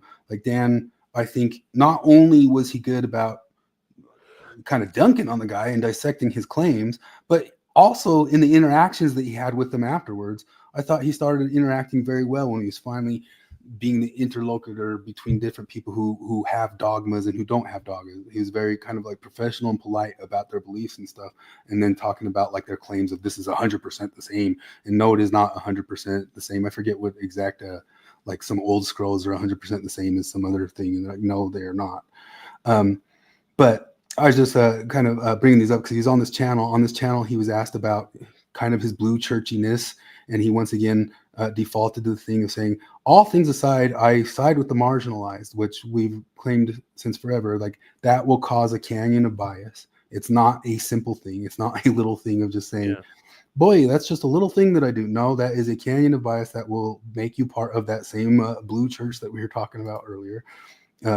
Which is fine until you start screaming that we must also join your blue church. I bring up David M. Halpern here because Dan did a new thing about homosexuals in the Bible again, and he's brought up the same point many, many times. Halpern was brought up in that Logan Lansing clip that I talked about with the A theory, and he's one of the guys who wrote Saint Foucault and is one of the persons who started talking about queer pedagogy, which means bringing the queerness to the kids and all that sorts of stuff. And a lot of people don't realize that when Dan starts dissecting like what he claims those Bible claims are, he always references back to this guy, David Halpern, the guy who wrote Saint Foucault and does all this stuff. And one of the things about Foucauldian theory, I have that little joke of the meme on the side. Your Honor, my client is Michel Foucault. He says the institution of power can do nothing about my genealogical methodology. And I've tried to describe it here many times before, but what his methodology is to call into question something in the past, usually under dubious claims.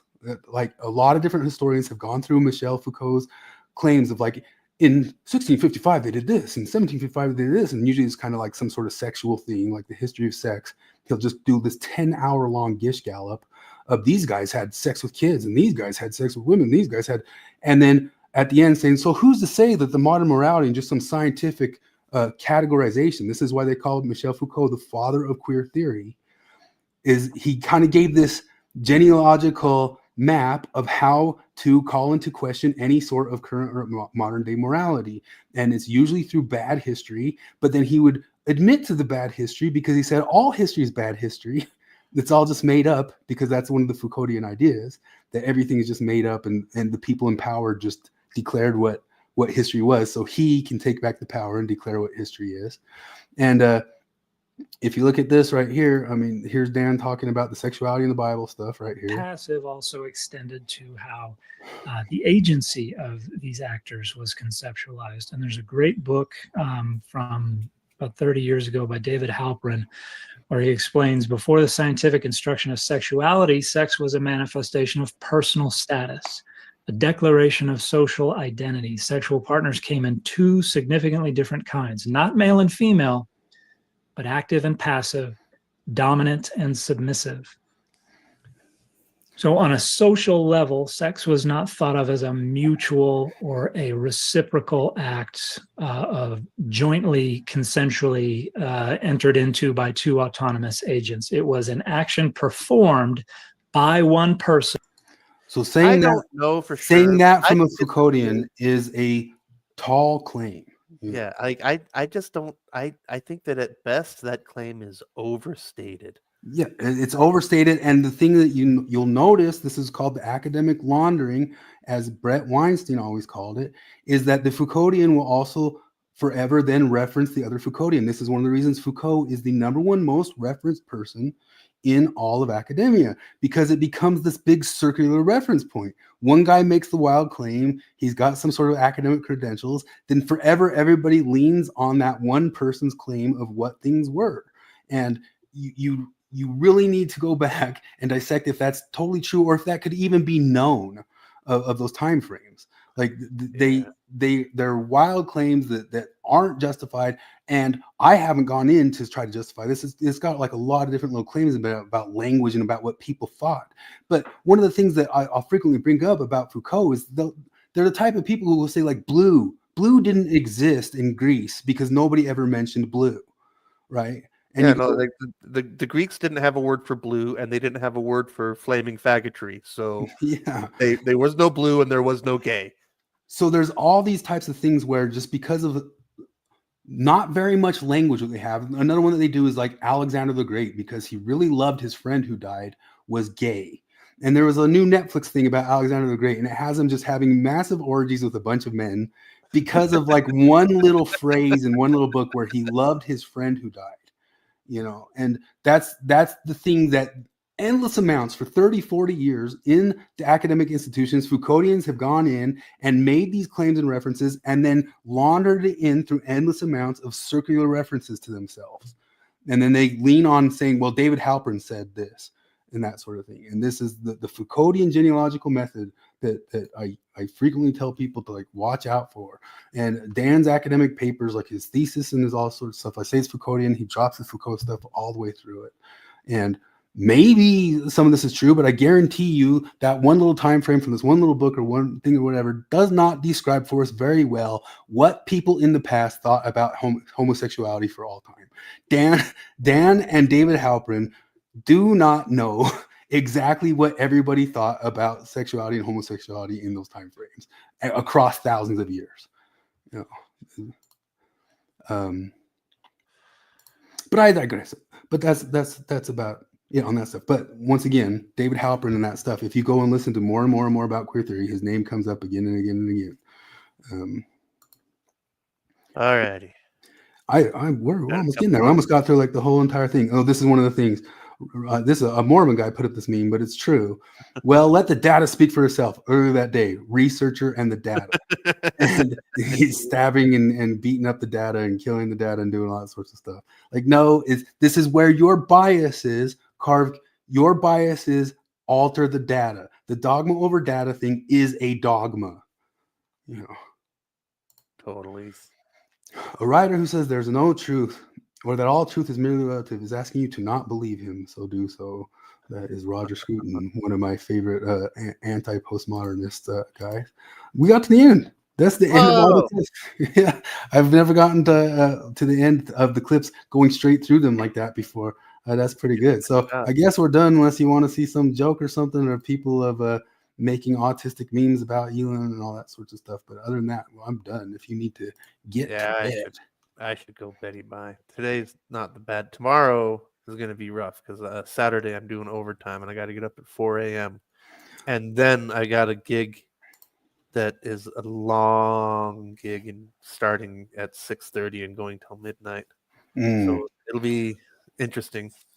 So hopefully I'll get after you leave, if you want to leave, I'm going to show this famous clip of Queer Theory Jeopardy about which queer theorists were. That's good stuff. I already watched it this week, but the audience will love that. Yeah, and then wait a second. Here's this horrific. This member of the Village People appears to be doing two Nazi. I only see a big white block because you're a white supremacist. Wait, something's happening. Horrific. This member of the Village People appears to be doing two Nazi salutes at the same time. Obviously Trump hates everything that isn't totally not gay. Yeah, that's totally 100% true. He had a Village People, although that guy is appropriating the hell out of someone's culture. I'm not sure whose. Yeah. Let me see here. I got way too many things open. We went through the anthropology and one of the things that all those people do is like they mess up all their anthropology and all their sociology. We talked about the anthropology and the problems that they're having because of you can't pull up old bones anymore and that sorts of stuff. Yeah. Here we go. Got one more thing. Oh, there it is. Okay. It's just this. I'm just going to show this. You can. I'm going to bail because this is excellent, but I already saw it. Thanks for making it so far. And then this is just I'll end up on my diatribe on queer theory. And next week we can have Jared will give us the rundown from the East Idaho Incel Con. Oh yeah, that should be all right. Goodbye, everybody. Have a good night. Bloop, bloop, bloop. All right, here we go. There is a long correlation between anarchism and pedophilia and support for pedophilia. Wait. That's a beautiful line. Thank you so much for asking. How about something relevant? I've been talking about rape culture all day, and pedophilia and the support of pedophilia is not rape culture. Actually, it seems you're acting like this is a spurious connection. So we're gonna play Jeopardy. We're gonna play queer theory. We're gonna play queer theory, pedophilia, Jeopardy. Okay, answer. Commonly called the godfather of queer theory. Who is Foucault? Okay, 100 points. Foucault. Another way to ask this is who argued? No, I guess the answer would be argued for the eradication of age of consent laws as in down to infants. Who is Foucault? Thank you. Okay, next one. The author of the Who is Saint Foucault? Founding document of queer theory. Who is Gail Rubin? What percentage? No, the answer is 50%. Question is? The amount in that article that was a defense of pedophilia, specifically quote boy lovers, so men and boys. Oh. And since you're not believing me, quote, this is in the founding document of queer theory. Like communists and homosexuals in the 1950s, boy lovers are so stigmatized that it is difficult to find defenders of their civil liberties, let alone for their erotic orientation. That's in the founding document of queer theory. Oh, I'm sorry, I'm using facts. A thousand apologies. One must never let facts in the way. Oh, and she also compared, by the way, she compared pedophilia to a preference for spicy food. The thing is, I have never heard of anyone who has to have years of therapy because they ate hot and sour soup. Okay, so up to 200. Now it is pedophilia and queer theory for 300. That would be author of Macho Sluts. Author of Macho Sluts and Public Sex. Pat Califia. Wait, what was it somebody said? Stay relevant.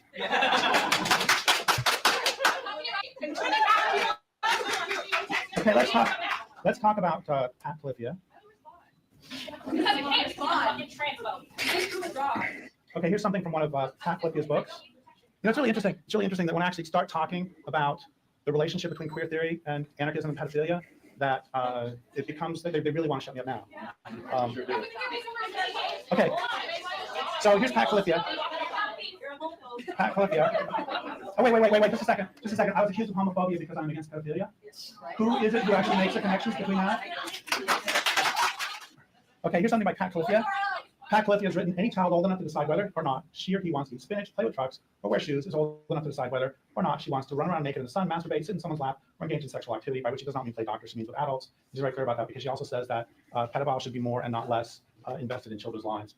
Okay, so we're at 300. 400 is the most famous queer theorist of today. Answer. No, it is not Judith Butler. Who is Judith Butler?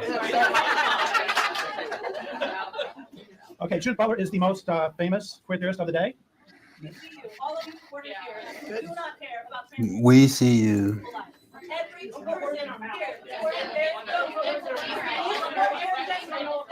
Okay.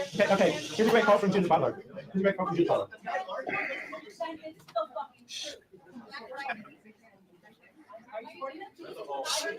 Okay, so Judith Butler wrote, so I keep adding this qualification. When incest is a violation, suggesting I think there may be occasions in which it's not. Why would I talk that way? Well, I do think that there are probably forms of incest that are not necessarily traumatic, and which gain their traumatic character by virtue of the consciousness of social shame that they produce. Yeah, that's Judith Butler. That's one of the queer heroes. Okay, now we have for 500, we have the last one in the queer theory and pedophilia. The answer is queer theorist who has spoken out strongly against pedophilia. Who is no one, not a single one. Because the entire thing is based on transgressing. Yeah, I know. Dear fucking God. Yeah. Criticism is hate. Yep. Jonathan did on his channel after we talked about queer theory on it long ago about all the different postmodernists and queer theorists, and even some philosophers, existentialists like Sartre and other people, all signed a petition to abolish the age of consent in France. And he went and found a translation of that abolishment. Almost any big name you know from it, Louis Althusser, and just a bunch of different names from the time frame. Everyone but Baudrillard. I like Baudrillard. They all signed that same petition. And this is one of the things about queer theory, because age, what's age? Who's to say? Let's do the Foucauldian genealogical methods. Who's to say what to say age is? Back in 1533, somewhere in Czechoslovakia, they used to have young women heal young men or older men, young 13-year-olds, through sexual acts. Random, whatever claim, can't go really prove it anywhere. You can announce that, you say that one, and then he gish gallops like 50 different little examples like that you would not even referencing them, not citing them. If you get some historian to look in them, almost all of them are dubious. And then at the end they say, who's to say what to say with our modern laws and science, our modern laws and scientific categorization? Like, what's an age anyway? Who put this age in here anyway? Shouldn't we be free to explore? Shouldn't we be free anarchists, free to open up the world to all the different types of existence in the world? And some of that existence is, and as we know, Foucault did a lot of stuff supposedly with a bunch of younger males in Morocco in his day, and that's our academic hero. And Greg Quick has read more than most ex-Mormonisms have. Hate to expose it to you. And Risa says, criticism is hate, and our society encouraging teens to have casual relations. We are stupid. Yeah. All the way back to the episodes that we did with Jonathan, the point of what he was saying is, did you go back and read of the prophets of the cathedral, of the new academic, whatever you call it, Curtis Yarvin, who I pointed out before? He has a thing called How Dawkins Got Pwned, and his whole thing is talking about how all of this atheism and atheism plus really is just a type of universalism that was always possibly going to come out of the way people were deconstructing their faith, but holding on to it in weird different ways, and using it in this postmodern sort of reinvention of, you call it pomotrad, as all the people can reinvent the religion how it fits with them politically. And that's one of the reasons we criticize Dan Maclellan so much, and so many, and that lady who is at Trump's thing, is that they've turned the religion into a political thing. It's a political point. And if it goes back the other way with the Christian nationalists, it could be just as much of a political problem.